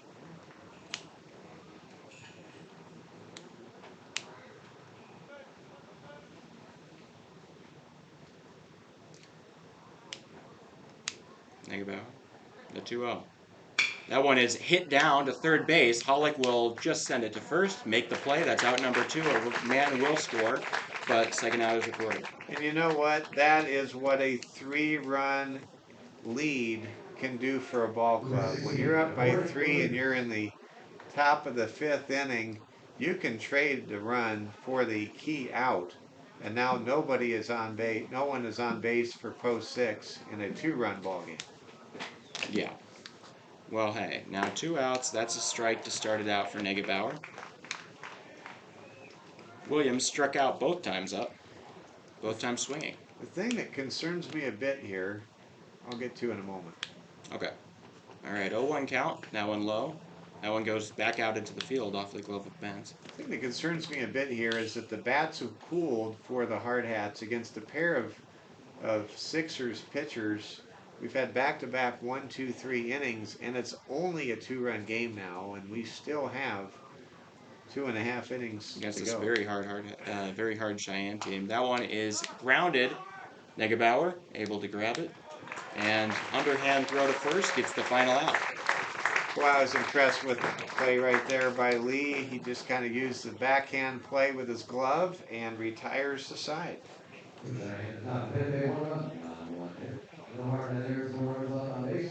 Okay, well, to finish out the top of the 5th, recap that. 1 hit by the Sixers, 1 run, 1 earned run for Lee Negebauer, no errors, nobody left on base. We enter now the bottom of the 5th, which sends us to the top of the order. Zeke Farley, Marion Saylor, and Hayden Hollick coming up. So the Hardhats have gone down 1, 2, 3 in innings 3 and 4 as they come up to bat here in the 5th inning. And for the post 6 Sixers, they've been able to score a run in each of the last 2 innings. So you can see a trend developing. And let's see if the Hardhats, as they bring up the top of the order for the 3rd time in this ball game, can strike here with Farley leading off for Coach Kelvin Torby. Absolutely. Speaking of which, Hardhats first baseman or first base coach is going to come running out. But Farley getting ready to getting set. He got a single in the 2nd and struck out looking in the 1st. He's been pretty good over this series. But looking to reignite the bats here. If he can get a single to lead us off, it would do a lot. Zeke's really had a great series, and how about that amazing catch he made in left field back in the 3rd inning? That was awesome.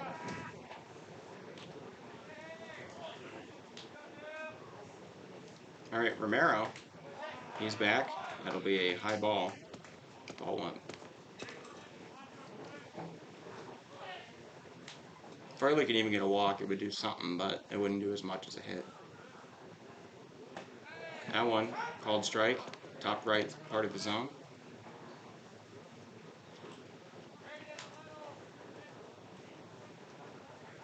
1-1 to Farley. Romero delivers, a little bit off, 2-1. He's got some very good command, especially for primarily a field player. 2-1 count, Romero to Farley. He drives that one to left. It's gonna fall down. Not able to make the play. Farley's gonna run for 2, and he's gonna get there. Wow, he hits it right in between where the shortstop and left fielder could get. And despite the best attempts of Corey Williams, that ball does get to the ground, in and out of his glove. Wow, that was just what the doctor ordered for post 22. Breaking the spell of back-to-back 1, 2, 3 innings. Zeke Farley hits the ball exactly where it needed to be to drop down in front of the left fielder for Cheyenne post 6, Corey Williams. Absolutely. Now here comes Marion Saylor. Oh, wow, right off the umpire's mask. Those masks must be pretty good. Yeah, that mask really got tested there, and the umpire is smiling and shaking his head. One of my good friends, you know him, Oliver, Bart Greenberger, he became an umpire about a year ago, and he just loves it. And I don't know if the world has enough umpires or not, but I'll tell you, it's pretty neat to see a buddy of mine just fall in love with umpiring. You and I also have another friend that's an umpire, Sasha Sanguinetti out in Washington State. Yeah, I mean, if you've got some spare time, there goes Farley. He's going for third. The throw off the mark, and he will get into third safely. Farley steals a second bag of the game. That one was pretty dang close. And what an ideal spot here for the Hardhats to try to get a huge insurance run and break that slow and steady momentum that Ty Lang and the Sixers were building coming into this bottom half of the fifth. Absolutely. Here comes Romero. Gotta watch out. Here comes Mars. The 1-1. Fouled off. Oh! The umpire goes to try to jump and catch it in his mask and gets a standing ovation from the crowd. Yeah, this umpire, he is earning his money. He's earning his keep. If there's any leftover pies from Colonial House pie night last night, this umpire deserves a pie. Absolutely. Worth the price of admission, I hear from somebody out here. Everybody loves a passionate umpire. Yeah. 1-2. The stretch. That one just a little outside. That'll make it 2-2. Boy, the defense right now for Ty Lang really drawn in, trying to see if they can prevent Zeke Farley from putting the Hardhats up by 3 runs again. All right, the 2-2 count. Saylor swings on one. That's going to right center. Right fielder underneath it. He makes the play, and a run will score. Farley coming in easily from third. And we'll make it 5-2 for the Hardhats. And that, ladies and gentlemen, is Hardhats baseball. Just playing the game the right way. Marion Saylor with the RBI sacrifice fly to right field. And how big is that insurance run? The Hardhats now back up by 3. It's 5-2. Absolutely. That's the first out of the inning. Now Hayden Hollick will come up, bases empty again.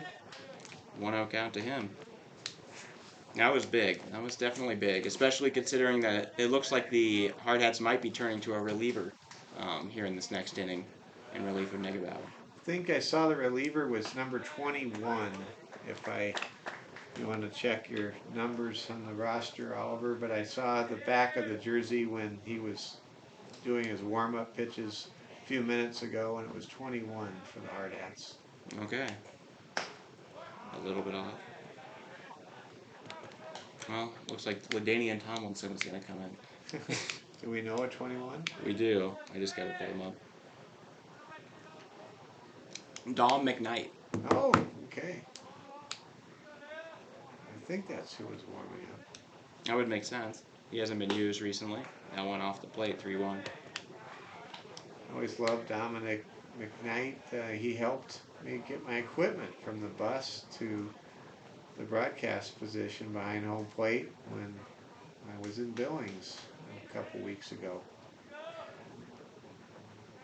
Good for Dom. That one off the plate. Hollick will take his base. You can really sense the satisfaction amongst the fans with how the Hardhats have played in this series and how they've played today. Hardhats didn't get off to the fastest start, but man, has that changed, and they have a chance to win 8 out of 9 games going into that long Memorial Day weekend. Oh, that one drilled to right. Dietrich hits it. They'll make it to second, and another single, 2 men on, still 1 out.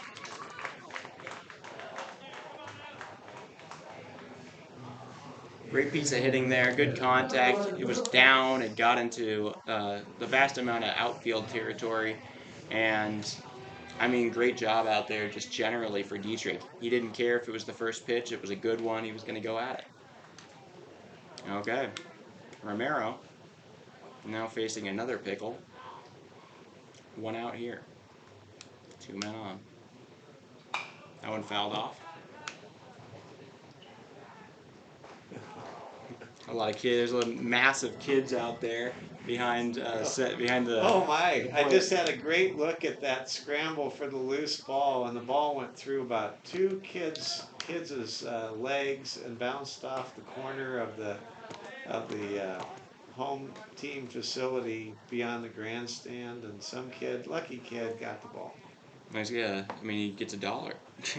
He's a lucky kid. Philip Bentz here on 1-1. Bentz got a single his first time up. That one fouled off. 1-2. Thank you for returning all foul balls and take food for $1. This next flag will be at Tennessee. He had a single and a run there in the second to start out our scoring. Romero trying to strike him out here.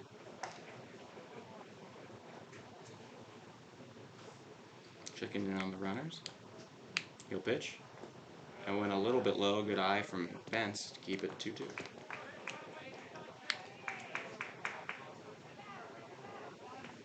All right, 2 men on. Inhofer on deck. Bentz swings, fouls that one. Nope, it goes back fair to third. The throw is on the money. That'll be an out. As long as it was indeed not foul. I think that might have hit foul and came back in. You know, I think that ball should have been a foul ball because it hit the batter Foul on ball, his foot. foul ball. And so we're going to do it all over again. That's what I was thinking straight off the bag, but it's 2-2 now, and Bentz will keep on going. The third baseman himself, even after making the play, said, "Hey, I think that was a foul ball." Yeah. But as we saw last night, you got to play to the end of the play. It was such a weird little thing with Lee and Harrison in the 7th last night. All right, 2-2 count.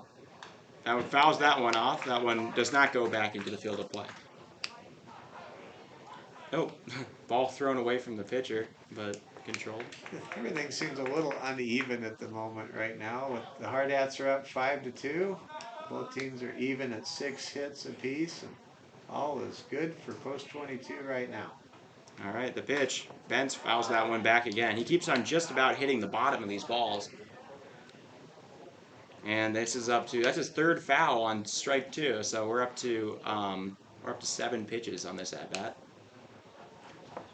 Oliver, you usually encourage people to like the broadcast. I do. Let's go ahead and All invite right. folks to do that. That one is driven foul. That's going to be ball number 8 and his 4th straight. So if you're already watching, I know that most of you are and are enjoying it. As always, leave a suggestion if you've got anything you think the broadcast should be able to do for the next one. We'll have that camera fixed up, but give it a like on the stream here if you don't mind. Helps us reach a larger audience. 2-2, Bentz high. That was ball number 9. Number 10 is going to come up here.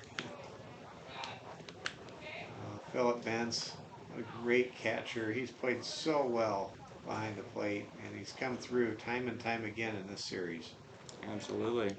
Full count. Swing and a miss. They do get him. All right, on pitch number 10, the at-bat ends, and that'll be out number 2. Out comes Ridge Inhofer, still 2 men on. I think it's neat to see the 2 catchers hitting back-to-back in the lineup. It's the first time I think that's happened this year. Probably. I'm wondering what happened to Harry, but they've done just fine without him here. But still, I'd like to know if he's doing all right. Can't think of anything that would have hurt him last night. That one in the zone catches the outside corner. Well, you got all types of kinds of things going on this time of year that could impact things. Also, with regards to travel. Or maybe it's his graduation or something. He's a senior. Yeah, we haven't seen Darren Good here today, and he's a fixture at the ball game. So it might just be graduation. It could be graduation today. That's exactly what it could be. 1-2 count here to Inhofer. And I'd have to say graduating is more important than one post 22 ball game. All right, he lost it, but the ball gets away. Inhofer's going to easily get to first, and another strikeout reaching base. We had one of those last night. Bases get loaded, even though he did strike out. I give a shout out to all of the graduates of St. Thomas More. That graduation taking place next week. I see a bunch of the 2022 state champion Lady Cavaliers here. I see Scarlett Grimshaw's here, and Reese Ross is here, and I think Reese Harlow and a couple others are here. And it's just great to see so many St. Thomas More members of the class of 2023 cross the stage, and they brought a lot of memories to the sports community in Rapid City the last several years, including the Lady Cavaliers state championship and the long string of boys basketball state tournament appearances and legendary Wayne Sullivan's 10 consecutive Black Hills Conference football state titles. And just tip our hat to all of those St. Thomas More graduates. They'll be graduating a week from today here in Rapid City. Totally. Well, congrats to all of them. I know all these kids, at least on the bus, were talking about how pretty much all of them either had their finals this week or had done them at the end of last week, and are pretty much ending out the year. Oh, Moreno coming off the mound. He's going to go back into center field. And looks like Corey Williams is going to come out for him. So that's a change. Julian Romero now taking his third position of the night at center again. And Corey Williams is moving away from left. And then I think that would move. I think that moves either Moore or Pearson to left. Definitely a lot of strange things, but let's check out this new pitcher. Just a second. Just noting that Moreno's 1.2 innings pitched. So this is number 12. Oh, this is Jaden Moore coming in from right field. He subbed in for an inning and a half in right, and I guess he's going to come back out. So I guess Corey came out, I think. I don't know what's really going on anymore. There's a lot of substitutions and position changes. I think it's Jaden Moore. It is definitely Jaden Moore, but I don't know okay. who's in outfield now. We'll just have to see like in his once place. The players go back to their positions. It's impossible to know. Pearson back in right, it looks like. So, all right. So Pearson in right, Romero in center. I just don't know who's in left. I can't tell if that's Williams or not. probably is. Williams has a tremendous arm. He played very well at Powers Field in Cheyenne when these teams met last time. Well, somebody came in from the outfield. I can't tell who that would be if Moore was here. Boy, for all of these long delays, boy, is this an opportunity for the bases are Hardhats loaded to here, just 2 outs. really take over this game here. Up comes Peyton Tipton. He has a single so far on a bunt earlier today, and he has a run with it, and then he struck out looking to Romero in the third. Just a base knock here would break this game wide open for post 22. Well, Tipton doesn't get a lot of these opportunities. I'm sure he wants to make them count. He drives one over to third, and that'll be the inning. Well, leaving 3 men on the base paths is not ideal, but the Hardhats still up 5-2. They did score in this inning. And as we go into the top of the 6th, they lead 5-2.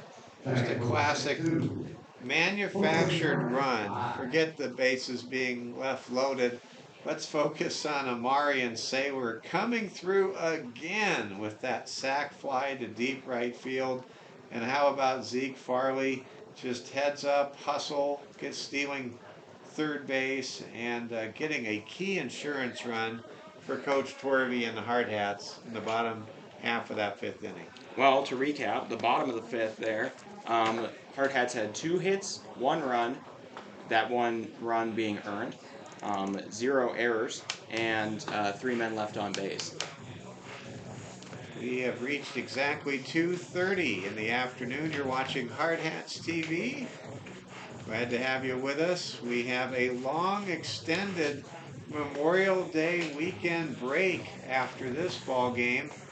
Hardhats still with Lee Negebauer on the mound as we get ready to bring you the 6th inning.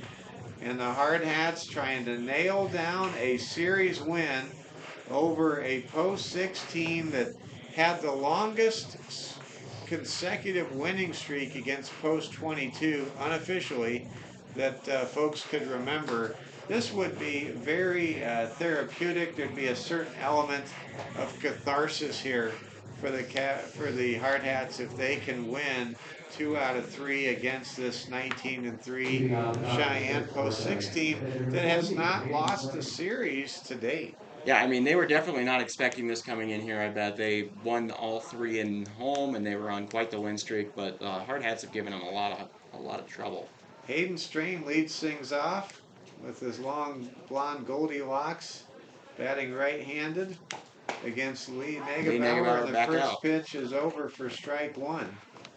Post 22, trying to get to 5 games over 500 for the 2nd time this year.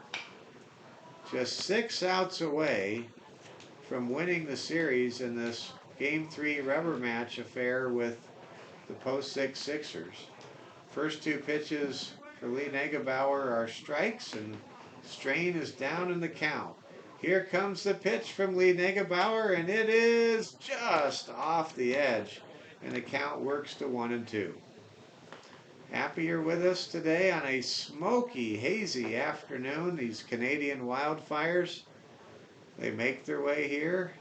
Seems like almost every other year. Ball hit deep by Strain, and it will land on the warning track, and that will be a long single for Hayden Strain. That's the case where a catcher doesn't have the wheels, perhaps, of some of the contemporaries in this team. If Mason Tafoya was batting, I would contend he might have been wondering, do I go from second to third on that drive? But that's a long leadoff single for Hayden Strain. And how big does that insurance run in the top half of the bottom of the 5th inning look at the moment? It's a 5-2 lead for post 22 over post 6 from Cheyenne. Post 6 has out hit the Hardhats 7-6 in this ball game after Strain's 2nd hit of the ball game. Strain with a home run and a single in his last 2 at bats. Lee Negebauer trying to pull through the 6th inning. He worked 5 innings against post 6 in that 1-0 pitcher's duel won by Bradley Feaser last month. There's a swing and a miss, and that's a strikeout to Jaden Moore. And that, by the way, is the 7th strikeout and the first strikeout since the 3rd inning for Lee Negebauer, and that's a big out number 1 here in the top of the 6th. Ethan Reinsdorfer now the hitter. Pitch to Reinsdorfer is over for a strike. Hardhats 5 outs away from celebrating a series win over Cheyenne Post 6. Cheyenne Post 6 has claimed the regular season part, the regularly scheduled part of the series between these 2 teams. There's still an outside chance maybe one of them, maybe they could meet again in one of the tournaments later on. But as far as the scheduled portion of the season, Post 6 leading the season series 4-1, but it would feel so much better for the Hardhats if they could win this rematch series here in Rapid City today. Pitch is outside for Lee Negebauer to Ethan Reisdorfer, and the count now works to 2-1 with 1 out and 1 on. here in the top half of the 6th inning. Here comes the pitch from Negebauer, and it's over for strike 2.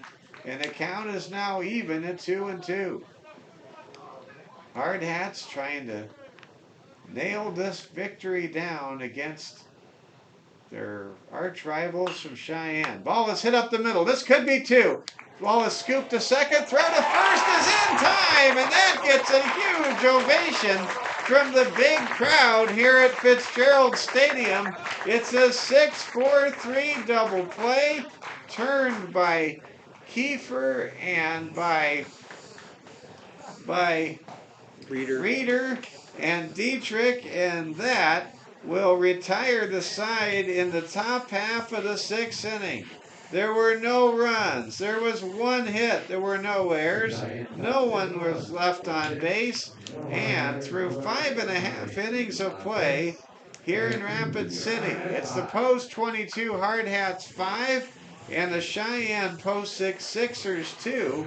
We'll be back in a moment with the bottom of the 6th. This is Hardhats TV. Yeah. I see a lot of you coming in here to watch this ending. It's going to be a good one. The Hardhats, I mean, especially Lee Negebauer, only allowing 2 runs over 6 innings to these guys is really an impressive feat. Absolutely. And Reeder, Kiefer, and Farley are due up here in the 6th inning. Jaden Moore on the mound for Ty Lang and the Post 6 Sixers. Kelvin Twervey having a good smile and a laugh with the home plate umpire as Kelvin goes back to the third base coach's box. And right now, the Hardhats are, I think, about ready to hit a season high. I don't think there's been anything close to the level of satisfaction the Hardhats will get if they can extract a good measure of revenge against the Post 6 Sixers and win 2 out of 3 here. Sorry, I'm seeing the guys. I'm sure you guys can see it on the screen too. On the left side, over by the dugout, everybody's drinking from the hose. Oh, that's nice. Yeah, There you go. they have a lot of faith in the Rapid City, water supply. Well, they should. Actually, the City of Rapid City water supply has won, I think, 15 awards in a row. Really? Clean water, great water. And That's I fantastic. just tip my hat to everybody involved with the City of Rapid City. They give us the best utilities anywhere. Let's go now bring you the bottom of the 6th inning. Wyatt Reeder up to bat, the left-handed hitter, facing Jaden Moore. Reeder today 0 for 1, and he reached and scored thanks to a error on the third baseman back in the 2nd inning. Here comes the pitch, and that pitch is outside for a ball. Mike Fell and Oliver Fell with you. We're in the bottom of the 6th inning. Go ahead, Oliver. I was just gonna say that's kind of a funky sort of side-ish delivery here from Jaden Moore. It is a bit of a sidewinder off delivery from Jaden. Here comes the ball to home plate. Ball is off the mound, handled by the second baseman. Oh, wow. He throws it away, Does he go? and that will be a hit. Is that for interference Wyatt in any Reeder. way? Is that I how don't does that think work? so. I didn't see any interference. I don't know. It just he But just what knocked him did over. happen is the Sixers' first baseman had his hat clipped by Wyatt Reeder when he ran past at He had a little more first than and a hat. touched the bag. Well, he lost his sunglasses too, but he's got them back. He's okay. So here we go. Now Wilson Kiefer comes up to bat after, and actually they're going to call it an error, and I guess Yeah, that's the right error call. on the second baseman. Error on the second baseman for that wide throw. Landon McAnally. And Landon McAnally spots Wyatt Reeder at first. So the leadoff man is aboard, and I said this earlier, I'll say it yet one more time, and that is for the Hardhats, they can really duplicate the example of what you do when you get on top of a team in the late innings. You just pile on those insurance runs and leave no doubt. Don't even think about cracking that door open for the opposition in the 7th inning. Last night, the Sixers were able to score 5 runs in the top half of the 7th inning, and they really put the game out of reach and game 2 of the doubleheader last night. We'll see if the Hardhats are up to the same example here in the bottom of the 6th, leading 5-2 with a man on, nobody out. There's a attempted bunt, and that was a strike to Wilson Kiefer. Kiefer 0 for 2 in today's ball game. He grounded out he struck out in the 2nd inning and flew out to right in inning number 4. Jaden Moore looks back to first base where Wyatt Reeder has a bit of a lead. Pitch by Moore, ball is bunted and sacrificed. Play at first is in time, but that will advance Wyatt Reeder to second base. Good sacrifice bunt there by Wilson Kiefer. We have seen such great fundamentals today, Oliver, when it comes to sacrifices, whether it's the bunts or the long ball to the outfield. Sacrifices have really been key elements of the success for Post 22 today. Absolutely. Now coming up to bat, Zeke Farley. Zeke 2 for 3 today with an amazing catch back in the 3rd inning. Here comes Jaden Moore's first pitch, and now he's going to fake the pitch and chase Wilson Kiefer, or rather Wyatt Reeder, back to second base. Hardhats leading 5-2. Lee Negebauer has been phenomenal today, giving up only a pair of runs through 6 innings of work. We think we've seen Lee for the last time, but he might come out and try to go the distance. You never know. Of course, Lee will have plenty of time to rest that arm, as the Hardhats will not be in action until a week from Tuesday night on May the 30th. 9 days from now. Here comes the sidearm pitch. It's fouled to the top of the screen, and the count now moves to 1-1 to Zeke Farley. Zeke with a pair of stolen bases this afternoon. Scored in the 5th inning and drove in a man back in the 2nd.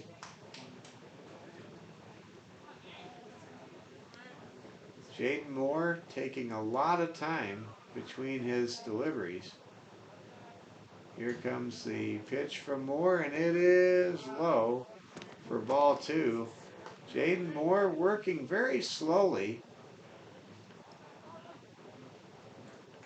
But for the Hardhats, they can handle a slower pace. They have a 5-2 lead, and they stand 3 outs away from winning the series over Cheyenne Post 6. There's a swing and a miss on a fastball to Zeke Farley, and now the count goes to 2-2.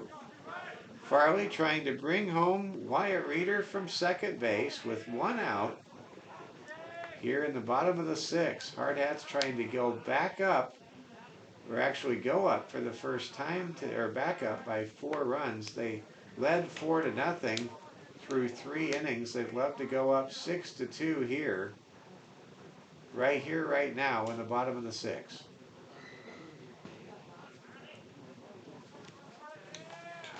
Pitcher checks the runner at second, throws home, and that pitch is outside for ball 3. This feels like the longest at bat possible. Somehow we're under 6 pitches. Yeah, without any foul balls. I mean, usually you have a long at bat because of foul balls. I mean, he technically fouled the first. This at bat has just been like watching molasses in January. Here comes the 3-2-1 count pitch, and now stepping out for more time is Zeke Farley. And Zeke, I mean, you got to step out just to keep your focus when this pitch literally could like twice go through a major league pitch count between pitches. I've never seen it like this. Here comes the pitch. Farley lifts the ball to center, and it is caught. And that will be out number 2 here in the 6th inning. Ball gets away. So that will be a fly out to center. Zeke Farley, we believe his day is through, going 2 for 4 with a run, a pair of hits, a pair of steals, and an RBI. Great, and a marvelous web gem in left back in the 3rd inning. So the count is, the score now remains 5-2. Still at second base is Wyatt Reeder. And here comes Amarian Saylor. Amarian is 1 for 2 with a sacrifice fly with a huge momentum-changing insurance run back in the 5th. Here comes the pitch from Jaden Moore, the side armor, able to get the strike. As I watch Jaden Moore, I'm impressed with how he pitches. It's just the amount of time between pitches. It brings back the description of longtime Atlanta Braves pitcher Joe Niekro, where they said Joe is so slow between his pitches, it's like he needs 2 hours to watch the TV show 60 Minutes. Throw back to second is not in time. But that's a good description of Joe Niekro, who had over 200 wins in his Major League Baseball career. Of course, Joe, the brother of the legendary Phil Niekro, who's in Cooperstown. Here comes a pitch from Jaden Moore, and it is just off the edge. That's a really good slider. For ball 2. Post 22-5, post 6-2. Hardhats got a 7-3 W in game 1 of the doubleheader last night. Then Bradley Feaser in post 6 struck back and won the nightcap. And the Hardhats trying to win the rubber game this afternoon in the 7-inning contest, leading 5-2. There's a pitch outside to Saylor. Amarian Saylor, he has just been marvelous throughout this entire month of May. I'd give him the player of the month vote for the month of May for the Hardhats if it was up to me. It's not. I'd say but so. I would give him the vote. Here comes the pitch, and Saylor swings and misses. Boy, that is the biggest swing for the fences swing I've seen from Amarian. Let's see now what Saylor can do with the 2-2 pitch with 2 outs and a runner at second base. Here comes Moore's pitch to home plate, and the ball is outside, and the count goes full. We've got 3 balls and 2 strikes with 2 out. The runner will be taking off from second. The runner is Wyatt Reeder. Here comes the pitch from Jaden Moore. Count is full with a man in scoring position here in the bottom of the 6th, and that's a swing and a miss, strike 3. And Jaden Moore is able to keep post 22 off the scoreboard as he records his first strikeout of the ball game. And in the bottom of the 6th inning, the Hardhats did not score. There were no hits. There was 1 error, and there was 1 man left on base. And the Hardhats, through 6 innings of play here at Fitzgerald Stadium, lead the Cheyenne post 6 Sixers 5-2. And here comes Lee Negebauer looking to go the distance and help the Hardhats slay the dragon as the Cheyenne post Sixers are down to their final 3 outs. And to close us out here, here's the voice of Hardhats TV, Oliver Fell. Why, thank you, but man, I was not totally expecting Lee Negebauer to come back out, but I will absolutely take it. He's done a couple of complete games this year, though on far less, I'd say far less competitive hitting. But I love this for them. Who better to maintain the lead than the man who made it in the first place? Well, Lee Negebauer pitched so well against the Sixers team in Cheyenne. He was the hard luck loser when Bradley Feaser and Negebauer squared off back on April 29th. And how awesome would a complete game shutout, or rather complete game victory for Lee Negebauer be here if he can nail it down. Lee Negebauer, pride of St. Thomas More High School. He'll be a senior next year at STM. Rubs up the baseball, and here we go. Take it away, Oliver. All right, then. Well, leading us off here is Landon McAnally. He has a single and a walk and a ground into a force out so far today. He was more or less benched yesterday. I think he pinch hit a little in game 1. He did, and he hit it back to first on that, or a pretty good play was made by Alex Dietrich. But 0-2 count. Negebauer gets a big lead already. 7 Ks on the day. Could this be number 8? Bradley Fieser is in the on-deck circle, by the way. Oh, really? That one hit the shallow left and will get down for a single. So McAnally now on the base paths. Pitching number 33, Bradley Fieser. Well, Bradley Fieser going to pinch hit here for Coates. You wonder if this is not just a little bit psychological, as a psychological ploy for Tai Lang to bring in the pitcher who went up against Negebauer last game. That ball gets away. It's going to allow the runner to get to second. I could be wrong, but it's amazing how skippers play hunches and like to play some kind of mind games once in a while. Absolutely, and if nothing else, I mean, even though Lee himself is quite the big man, seeing that 6'6", 227 righty just standing there in the box staring you down is a little intimidating. Swing and a miss, way through that one. 1-1 the count. Not sure what Cheyenne Post 6's schedule looks like, if they have a long break after this or if they play a bunch of baseball Memorial Day weekend. Just don't know. 1-1 count. Fieser grounds it. Kiefer not able to get to it. Farley picks it up in left, and that'll be another single. Fieser almost went for 2. He's going to stay put. Well, that's really frustrating as Lee Negebauer, trying to get the complete game victory, now faces runners at the corners with no out, and here comes the top of the lineup for the 4th time through the order for Cheyenne Post 6. They pinch run for Fieser here. Number 6 will be out there. I'm not quite entirely sure who that is, but they pinch run. That one. Strike. Negebauer not having a problem getting his strikes down, just things getting hit.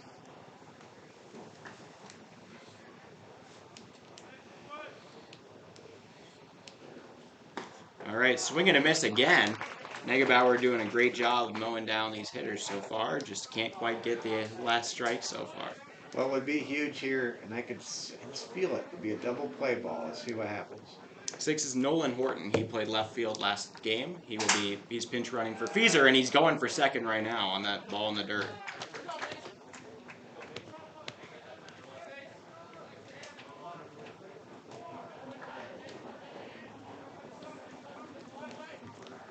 Let's see if Lee Negebauer can dig deep. There is action in the Hardhats bullpen. Well, now with the tying run at the plate, it's getting a little bit tight with 2 runs in scoring position. That one, another ball, 2-2. I know I sound like a broken record when I say it, but that insurance run with that sac fly by Amari and Sawer in the 5th inning looking enormous at the moment. That one, able to lay off it there is Tafoya, and we get up to a full count. This is a huge pitch here. This could very well be the last batter for Lee Negebauer if he does not get Tafoya here. All right, 3-2, the payoff pitch. That one inside, he's going to get his base. Dang. And Torvey's coming out. He's going to... I think we just need to give a standing ovation to Lee Negebauer. 6 innings of outstanding work. And listen to that crowd putting their hands together for the one and only Lee Negebauer, a true ace, along with Palmer Jacobs on this year's staff. And out comes the reliever now. I believe that is Don McKnight, I would guess, personally. 23, it's Aaron Roach. It's Aaron Roach. We're going from Cavalier to Cavalier. Aaron Roach will relieve Lee Negebauer. And Aaron Roach going to graduate next week from St. Thomas More and is going to try to nail down this game. This is a big appearance for Probably Aaron the highest Roach, leverage he's ever taken. Right now, with nobody out and the bases loaded, Roach will come in and try to preserve this 5-2 lead. And for Cheyenne Post 6, they are showing right now, Oliver, that why they're a 19-3 team. This is not a team that you can just beat. They are Yeah. going to play a hard 7 innings or a hard 9 innings, and they are going to be relentless.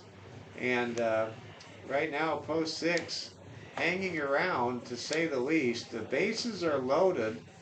Lee Negebauer leaves with every one of those base runners under his statistical auspices. And where things stand right now is Aaron Roach has been brought in to be the fireman here in the 7th. Absolutely. Well, Roach is going to have a big deal. He does have a certain margin for error. He's got 2 runs to work with. He can't allow that man from first to score. That's the end of the line there. You just can't let that happen. There are 2 good base runners on here, but Roach has not had too much high leverage situation, I'd say, this season. Let me check back in on his innings. Well, And he's only pitched 3 innings this year. This is a very big moment for Aaron Roach, and I know he's up for it. And Kelvin Torvey gives him a little tap and says, "Go get him."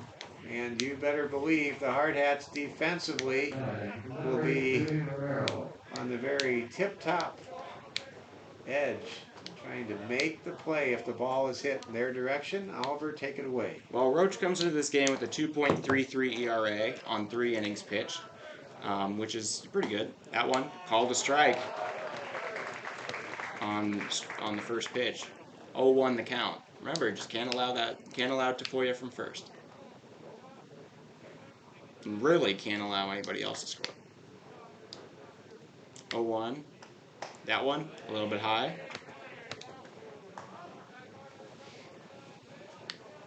Romero, watching here, stands a little behind the plate compared to some other hitters. Likes the extra time it gives him. That one gets to the ground. Bentz gets it, able to keep it in front of him. 2-1 count. Talk about a dramatic conclusion to an outstanding series. Here you go, ladies and gentlemen. This is it. Totally. All right, Roach, the stretch. The pitch, inside. Going to be, that one's going to get away from the catcher. He'll be fine, though. 3-1 count. I love when you asked Aaron Roach the question. He said, "Well, do you have a nickname?" And he just said, "Everyone just calls me Roach." Roach, yeah. I yelled that out when I saw that he was the pitcher. 3-1. The delivery, good for Roach. 3-2 count. This is a big one here.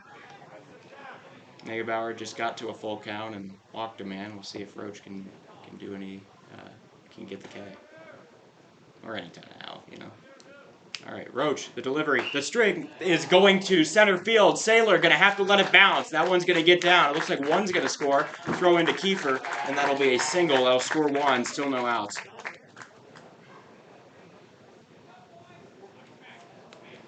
That's a tough one after getting the whole count there. Saylor able to limit the damage to just 1 run, though. 3-5 the score now. Winning run on, or go-ahead run on first. Now the tying runs are in scoring position and still no out. You can just feel the tension. You can cut it with a knife at the moment. Here's Coulter McAnally, the future Ute. Here that he swings and fouls off round 1, so it'll be 0-1 here. It's dead silent here in Fitzgerald Stadium. That one a good strike. Yeah, this is as quiet as it's been all afternoon, and it all comes down to this. Okay. 0-2 count to McAnally. Little off the plate. He tries to get him swinging at a little bit of a, maybe just a fastball up and away, but doesn't quite get him. McAnally, a very good hitter. Very dangerous hitter. Roach, that one is drilled to left. Farley gets it. He's going to throw it home, or he's going to throw it to the cutoff man. He'll allow 1 more to score. It'll be 4-5 now. That's the first out of the inning. Wow, it sure feels a lot better. Certainly you can't just relax and breathe normally. But that is a big out retired by Aaron Roach. And now it's 5-4. And again, I keep going back to it. That insurance run in the 5th inning, the difference in this game now. Let's see what Corey Williams does on the left-handed side of the plate. It is important to note that the runners stayed there at second and first. That was deliberate from Farley throwing to the cutoff man, and that's definitely going to help. The tying run is on second now. Great observation, Oliver, and that's the key to this game is preventing the 5th run from scoring, and that man at second base, and it matters far more than the guy who just scored from third, who happened to be Bradley Feaser. It's actually not Corey Williams. Oh. This is Caden Westby, the catcher for the 2 games last night.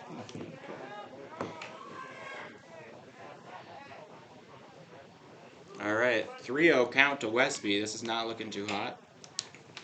Roach has got to get something over the plate. Double play ball to win this thing. That one is a strike. Roach able to locate. 3-1 count now. Roach looking pretty composed out there. He's very composed at the plate with his great batting average. 3-1. That one's low. That'll walk a man. Bases are loaded again. Still 1 out. This is now the go-ahead run sitting on second. Well, I just can't hardly take this. I'm a San Diego Padres fan. 2 Sundays ago, Josh Hader was on the mound. The Dodgers found a way to force extra innings. I don't want to relive anything like that again. Let's see if Aaron Roach has really weighed on his psyche since then. He really has. I mean, I don't know. His last 2 weeks, he really hasn't been himself. Anyways, all right. Roach. I went inside. Ball 1. Can't do a wild pitch here. Everybody's been pretty good at limiting those. Oh no, here comes Roach. That one over the... Nope. He's not going to get that call. 2-0. Must have been a little bit high. No margin for error now. Roach has to start hitting the strike zone now. That one is popped up into foul territory. Dietrich running after it. It goes out of play, and that'll fall harmlessly down for the Sixers. 2-1 the count. Dietrich just doesn't have his hat anymore. Oh, no, he does. It's in his hand. 2-1. That could have been something great if it had just stayed in the confines of the park. 2-1. Swing and a miss! Roach gets him going, makes it 2-2. Here comes Aaron Roach. Roach. Here he is. 2-2. Big pitch here. Ooh, a little bit off. The crowd really wanted strike 3. I really wanted strike 3. We all wanted strike 3, and here we go. Bases full count. Full count. 3-2-1-4-5. It fouled off. Ooh, I could just feel myself holding my breath after every pitch thrown. It'll stay full. Really impressed how Aaron Roach has battled back in this pivotal at bat. Let's see what happens. All right, full count again. The payoff pitch, high. He walks home the tying run. That one just got away from him. We're tied here in the top of the 7th. Up comes Braden Pearson. That was frustrating after Roach got him all the way to 2 strikes and gave him a strike and got it fouled off. But you can't let that happen. Well, now you just have to treat it like it's a new ball game. Get these next 2 outs, and remember, the Hardhats will bat in the bottom of the 7th inning. Hardhats are still not behind. Okay, that one fouled off. 1-2 count. There is a 1-1, and the guy just kind of added it really quick. I wasn't totally looking there. I think it's just 1-1. 1-1 count for Roach. The stretch, that one inside. 2-1. Activity suddenly heading That's towards Dom McKnight. And one of his teammates going to start loosening up in the bullpen. That one is hit down the middle into center. That'll score one. Sailor going to throw into home. It's going to get there, and they're going to get safe.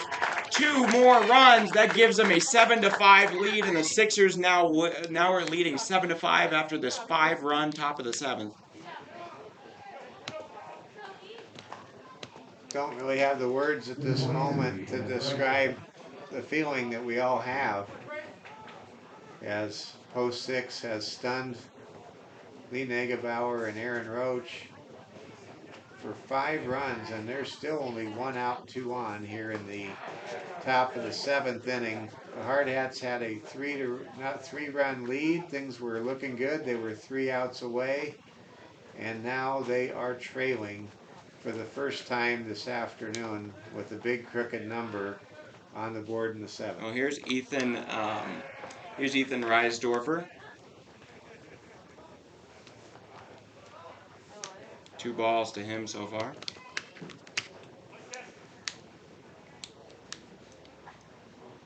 Yeah, it's just been a disaster here. I have to really credit Ty Lang. I think that one is grounded back to Roach off his glove. It's going to be touched at first, and the double play is made! Dietrich stretches out and catches it. And that's going to be the final out of the inning. The final 2 outs. No, I think they're going to say that the man was brought off the bag. We may have chaos and a run scored there from third. I have video evidence that disproves that. Well, they're going to say the double play stands, and that will retire the side in the 7th inning. I mean, he went, and I get that the manager for Post 6 wanted that, but it wasn't going to happen because Dietrich stretched out and stayed on. And even if he didn't, the other guy didn't even come in and touch the bag. So that was a very unconventional 1-6-3 double play. No, I think it. Oh yeah, because it did, and then yeah, 1-6-3 double play. The Sixers bat around in the 7th inning and strike for 5 runs and have taken a 7-5 lead, and the Hardhats are going to take one big shot at a comeback here in the bottom of the 7th coming up. Well, we have a new pitcher on the mound here for the Sixers. This is Ethan Reisdorfer. Yet another man from the field coming out to pitch. We'll see how he does. He's going to be their closer in action here, but also somebody that they clearly weren't the most fond of as a pitcher because they hadn't thrown him in either of the other 2 games. Seems like he might be reliever number 4 or 5. Man, what a game and what a series. No matter what happens in the bottom half of the 7th, we have all been entertained. Go Hardhats. Let's get it done, guys. Hardhats have come so far. They do not want to lose consecutive series to the Post 6 Sixers, and they need to come up with 2 runs to tie, 3 runs to win here on this Sunday afternoon in Rapid City. Man, well, all the tension here now on the batters. Down by 2, they're going to need to do something. The do-up here is Hayden Hollick, Alex Dietrich, and Philip Bentz, which is a pretty good do-up, but nonetheless, it's going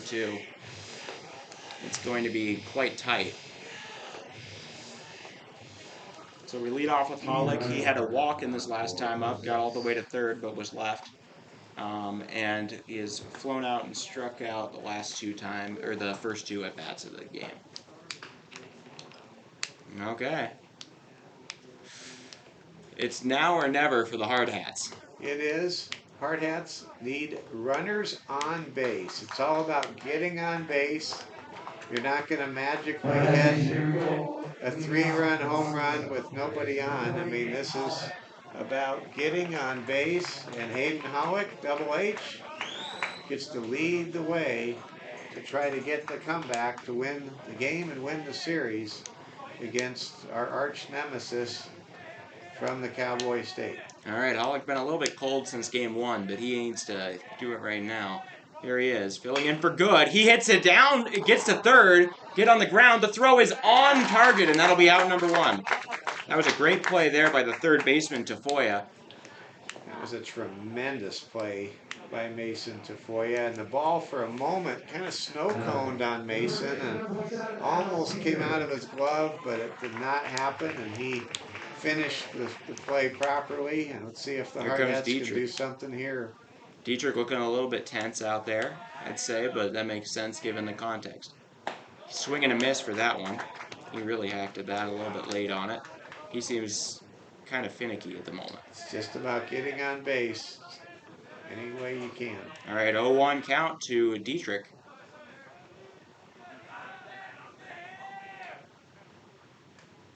He fouls that one off. He seems to be swinging quite hard right now. We love our Hardhats. You're watching Hardhats TV. Hardhats trying to bounce back after giving up a lead in the top of the 7th inning. All right, 0-2 here to Dietrich. Hits the ground. Ball 1. Post 22. Going to celebrate or be frustrated with this outcome for 9 days after this game is over. This is a big, big game of the season. Sure is. 1-2 to Dietrich coming up. Reisdorfer stretches the delivery. Swinging he got a little bit of it. Keeps the at-bat alive, 1-2. Philip Benz, who has a knack for the heroic, he is in the on-deck circle for Coach Torvey. 1-2 again. Hits the ground. Luckily, the balls have been very much balls. They haven't been that hard to detect. You know, one thing we haven't seen today is we haven't seen hit by pitches. Nope. A lot of guys almost got hit by roaches last inning, but didn't. They did not. And despite a little bit of the, despite McAnally's difficulties with control, he didn't end up hitting anybody, no. 2-2. Reisdorfer, low. Makes it a full count. He worked it back from 0-2 to full count here. Dietrich trying to help the heroic comeback effort. Full count. The payoff pitch. They give him a walk, and that might have been a strike, but we're going to go with it. That's going to be. I think it was outside. I think it was outside by a little bit. And you didn't see any argument anyway from the post 22 fans seated in front of us. Mm-hmm. Well, that's a walk there. Puts a man on for Philip Benz. He hit a 3-run homer to bring it to 1 run in Billings about, 2-3 weeks ago. Let's see some heroics from the Hardhats. High pitch, ball 1.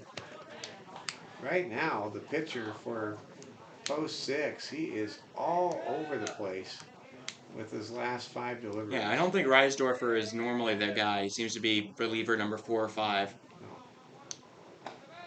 A little bit high. Ben's kind of twitching at it, but staying back. I think this is a golden opportunity for the Hardhats right now. Both teams throwing out somebody to make the comeback. Bottom of the 7th. 2-0. Fouled. That's way out of play. Much to the dismay of the third baseman. That lands on the concrete sidewalk. It's kind of what you call a cart path landing in golf. Your ball hits a cart path, and this takes an exceptionally high bounce on concrete.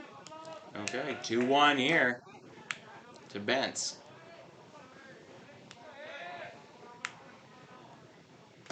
He barely hits it. Foul tip, 2-2. I think he was just questioning whether he should swing at that. Yeah, he did a little hesitation move before going for it. He chased a pitch out of the zone there. So we hope he doesn't do that the second time. 2-2, big pitch. He hits one into left. It's gonna land. That's a single. Philip Benz puts another man on, and the tying run is on first. Wow, what a big play for Phillip Benz. He can And now exhale. the scale has been tipped in favor of the Hardhats. They have 2 on and 1 out with the tying runs on base, and the opportunity is there. The door is cracked wide open for the Hardhats to find a way to tie or potentially win this game in the 7th. What a game. Both of those guys just barely got away with their at-bats, but they were able to get it. That's what clutch players do. That's going to be strike 1. Reisdorfer gets that. Here we are with Ridge Inhofer. He's hitting it. He's playing right field in place of Harry Good. He has 2 singles, a strikeout, and a ground out today. Ooh, that was a hanging changeup. He didn't quite get around to. 0-2 count. Really seems like Ethan Reisdorfer, the pitcher for Cheyenne Post 6, is kind of reaching for the best tricks in the bag. Let's see what here the There next it is. pitch That one, is. but that one is low, but not low enough for Bentz to move. We hadn't seen those pitches that delivered quite that way before. Sometimes pitchers really start to experiment or improvise in key moments like this. All right, Ridge Inhofer, the super senior from Sturgis. Looking at a 1-2 from Reisdorfer. 2 men on, 1 out, bottom of the 7th. He grounds one to second. The play is made. Out number 2 is recorded. Runners advance. Not what you totally want, but not the worst thing either. Now 2 runners, your 2 tying runs sitting in scoring position as Peyton Tipton comes in. Well, give the Hardhats a ton of credit. They've put themselves in position right here to tie the game with a base hit. Yep. Well played. A lot of great baseball being played by the Hardhats today. Peyton Tipton able to reach base on a bunt earlier today, but something tells me that's not going to happen again. Oof. Peyton Tipton described himself as an all-or-nothing hitter. Makes you question maybe or not he's swinging for the fences here. We'll take the all. Go get him. Go get him, Peyton. Strike 1, 0-1 count.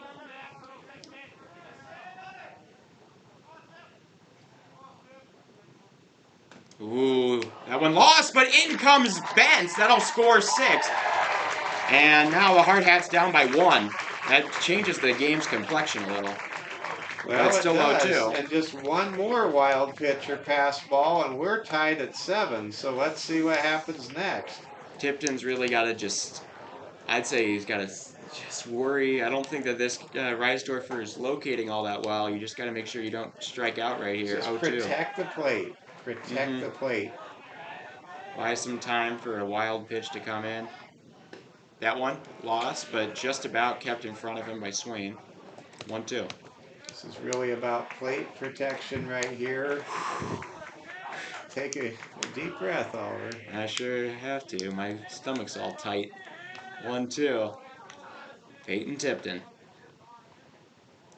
Reisdorfer, the delivery.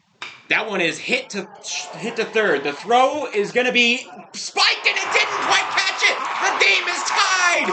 It's hit to the ground and not quite handled by the first baseman, and that'll allow Ridge Inhofer to score, and we are somehow still in this thing. Tie game 7-7. Wow. Man alive, Mason Tafoya waited in what seemed like eternity for the ball to reach him, and then he put everything he had on that throw, and the first baseman for Cheyenne Post 6 was unable to make that play. And, you know, Ethan Reisdorfer, he's the normal first baseman, so it was a reserve first baseman who doesn't play very often, who mishandled that throw across the diamond, and that ties the game for the Hardhats. Oh, we can all kind of breathe a little easier now, because that was a ground out that should have done it. Oh, Tipton's going for 2. He gets the steal. He does, and right now I think that I can sense that Post 6 is in a bit of a state of shock as the Hardhats respond with 2 in the bottom of the 7th, and now the winning run is at second base. 1-1 count here to Wyatt Reeder. Reeder, the master of the single. He's batting about .355 this season. I went over the plate, 1-2. Well located by Reisdorfer. So we had an error on the first baseman. That was the play that tied the game as Philip Bentz crossed home plate a moment ago. That's Hayden Swain at first, the normal catcher. Hayden Swain wishes he had that one over to handle again. All right, 1-2 to Reeder. It's chopped up the middle. It's going to get to the second baseman. The throw is way spiked and in comes to score. He's safe. It's a walk-off. Peyton Tipton comes in to score on the failed throw to first, and that'll end the game. Hardhats win 8-7. Unbelievable! The Hardhats win! Oh, what in the world? Bottom of the seventh comeback, and the Hardhats win the series, and they go into the 9-day Memorial Day weekend break with a triumphant rally as they will shake hands with their adversaries from southeastern Wyoming. What was that game? What was that finish? What was any of that? That was a game that we'll never forget. The Hardhats triumph 8-7 as that throw that came from the shortstop, I believe, for post six just was like a spike. It wasn't. That didn't even get halfway to the first baseman. It was not even a throw, and that allowed the man to reach base. Wyatt Reeder is able with that. And then it got away from first base. He reached on the error by the infielder for That's post Landon six. McAnally. Landon McAnally, Coulter McAnally's little brother, commits a costly error.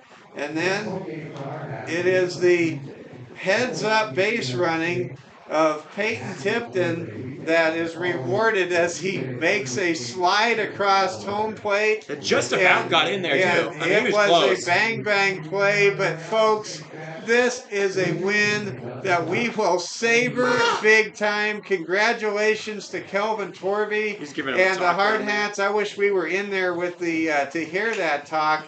As Post 22 triumphs 8-7, they give up a 3-run lead in the top of the 7th inning, only to come back with 3 runs in the bottom of the 7th inning, and they defeat Post 6, and they really exercised what could have been a horrible set of demons against the Post 6 Sixers from Cheyenne. Had the Hardhats not rallied, they would have lost both series in 5 out of 6 to Post 6. Instead, the Hardhats able on their home field at Fitzgerald Stadium to find a way, and that's the story of the last 3 weeks for Hardhats baseball, Oliver Fell, is that the Hardhats found a way to win 7 games in a row after starting 4-6. And now they score 3 runs in the bottom of the 7th to take down the now 19-4 Post 6 Sixers from Cheyenne, Wyoming. Unbelievable. Man, that really could have ended any other way. I mean, if Tafoya doesn't bounce that ball, or maybe even if Reisdorfer is sitting there at first, that could have ended 6-7. Instead, that error allows Inhofer to score. And then, out of nowhere, a very routine throw is just spiked into the ground like a Gronkowski touchdown celebration. It gets by first base, and in came Tipton. Well, man, the guy they called Tip came in huge. And you know, there's a lot to be said for just being relentless and putting pressure on the opposition. And you're not going to defeat the Post 22 Hardhats if you commit 6 errors. And that's what happened. Post 6 was error 6 today. They had 6 errors. And they will have a very long, quiet bus ride home. They'll probably stop in Lusk on the way. And they will remember what happened as the Hardhats valiantly fought back and rallied for an 8-7 win. Congratulations to the Hardhats. We're so proud of you here on Hardhats TV as Post 22 is now 12-7, and they are victorious. going into an extended 9-day Memorial Day weekend break. Wow. Let's go ahead and hit And you know what? everyone with the totals, Oliver. Okay, all right. Oh my gosh, I'm still gathering myself. What also was interesting about that, the guys who score, the guys who are able to get it at the end there. I mean, that's Inhofer, who normally is a backup catcher or sticks with Palmer, that kind of thing. Then it's Peyton Tipton, who's not a normal guy either, and then Wyatt Reeder, who's a little bit of an unheralded You know second what? baseman. You know what? I'm going to turn it around right now. These young men for the Hardhats, they're unheralded. They might be underestimated. They may not get to play every day, but they will find a way. Yes, And the Hardhats get it done. and that even And goes back to Roach. we couldn't. And how about Aaron Roach? He dug deep to keep it a That double two-run play. game. And Aaron Roach is the winning pitcher today. And so great to see Lee Negebauer's 6-inning masterpiece not wasted either, as the Hardhats get this gigantic series rubber match win with a 3-run rally here at Fitzgerald Stadium in the bottom of the 7th. Man, was that special. I hope you all enjoyed the action as much as we did bringing it to all of you. Yeah, I'm sure I went all screechy at the end there, but man, that was something. You did well, Oliver. Thanks. You did not go screechy. Anyways, but wow, they dodged a few bullets. They got all your collective prayers you were sending out in the fan base there. And geez, that was something. So let me tally up this final inning.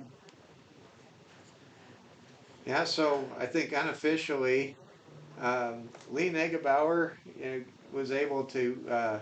He is not factoring in the decision. Aaron Roach gets the win, but we tip our hat to Lee. 6 innings strong, and he keeps the post. He keeps the post Sixers at a total of 5 runs scored, credited to him, and then it was Aaron Roach. Even though he was unable to put out the fire all the way, he still kept it close. And then the heroics came from an unlikely source. The bottom of the order in the 7th inning, Alex Dietrich is able, as the number 4 Stretched cleanup out. hitter, able to get a walk. Not And only that, he Philip stretched Benz, out on the double play. he did, and Philip Benz got the single in the 7th. And when the Hardhats got 2 on with 1 out, then it seemed possible that the Hardhats could dig out a victory. But then there was the RBI 4-3 ground out by Inhofer, and then you kind of felt the pressure as the Hardhats were literally down to their final strike before they then struck back with the back-to-back infield errors committed first by the reserve first baseman for Cheyenne Post 6. That allowed the game to become tied. The crowd went crazy. And then Wyatt Reeder able to slap the ball towards the second baseman, who somehow, under tremendous pressure in the moment, spiked the ball towards first base. And then, wow, was Peyton Tipton, Johnny on the spot. He took off, gave it his green. He just made his dash for home plate. He just and about got just there. barely got there. And the Hardhats celebrate an 8-7 walk-off victory. The Hardhats were on the wrong end of a pair of walk-offs in Billings, Montana. That's all forgotten now after a win like today's. Yeah, they even out their walk-offs. They lost on 2. They won on 2 with Wilson Kiefers in the season opener. Man, I can't say enough. Final totals here for the teams. For Cheyenne Post 6, they had 11 hits, 7 runs. 7 runs, all of them earned. They had 6 errors, and they left a plethora of men on base. Well, let's go ahead and recap. Do some final thoughts here. I'll go ahead and kind of wrap things up. So the Hardhats win the series. Now they move their record to 12-7. Aaron Roach gets the victory in relief for the Hardhats this afternoon. The Post 6 Sixers in complete dejection mode walk off the field here at Dave Plouffe Field as they have been defeated in a series for the first time all year here in Rapid City by the Post 22 Hardhats. And the Hardhats will celebrate not only a series victory, but they have now won 8 out of 9 games ever since those back-to-back walk-off defeats at the hands of the Billings Scarlets and the Billings Royals. Man, have things turned around in Post 22 Hard Hat Baseball for the first time all year. Now 5 games over 500. And Post 22 with a ton of momentum when they come back from Memorial Day weekend and get set to be back at home on Tuesday night, May 30th. And Oliver, you'll be back from Denver for that broadcast. And then we are not that far away from the Veterans Classic the first week in June, a tremendous tournament that will be hosted here at Fitzgerald Stadium. Get ready for a fun summer, folks. This team you just saw pull off that dramatic, heroic come-from-behind victory. This is Rapid City's finest baseball team. This is your Hardhats team 2023, your reigning South Dakota State champs. Congratulations to Coach Torvey and Coach Ewing, Coach Clapperich, and everybody with Hardhats baseball, and our good friend, General Manager Wayne Sullivan. The Hardhats get it done. They win the series 2 out of 3 over Cheyenne Post 6.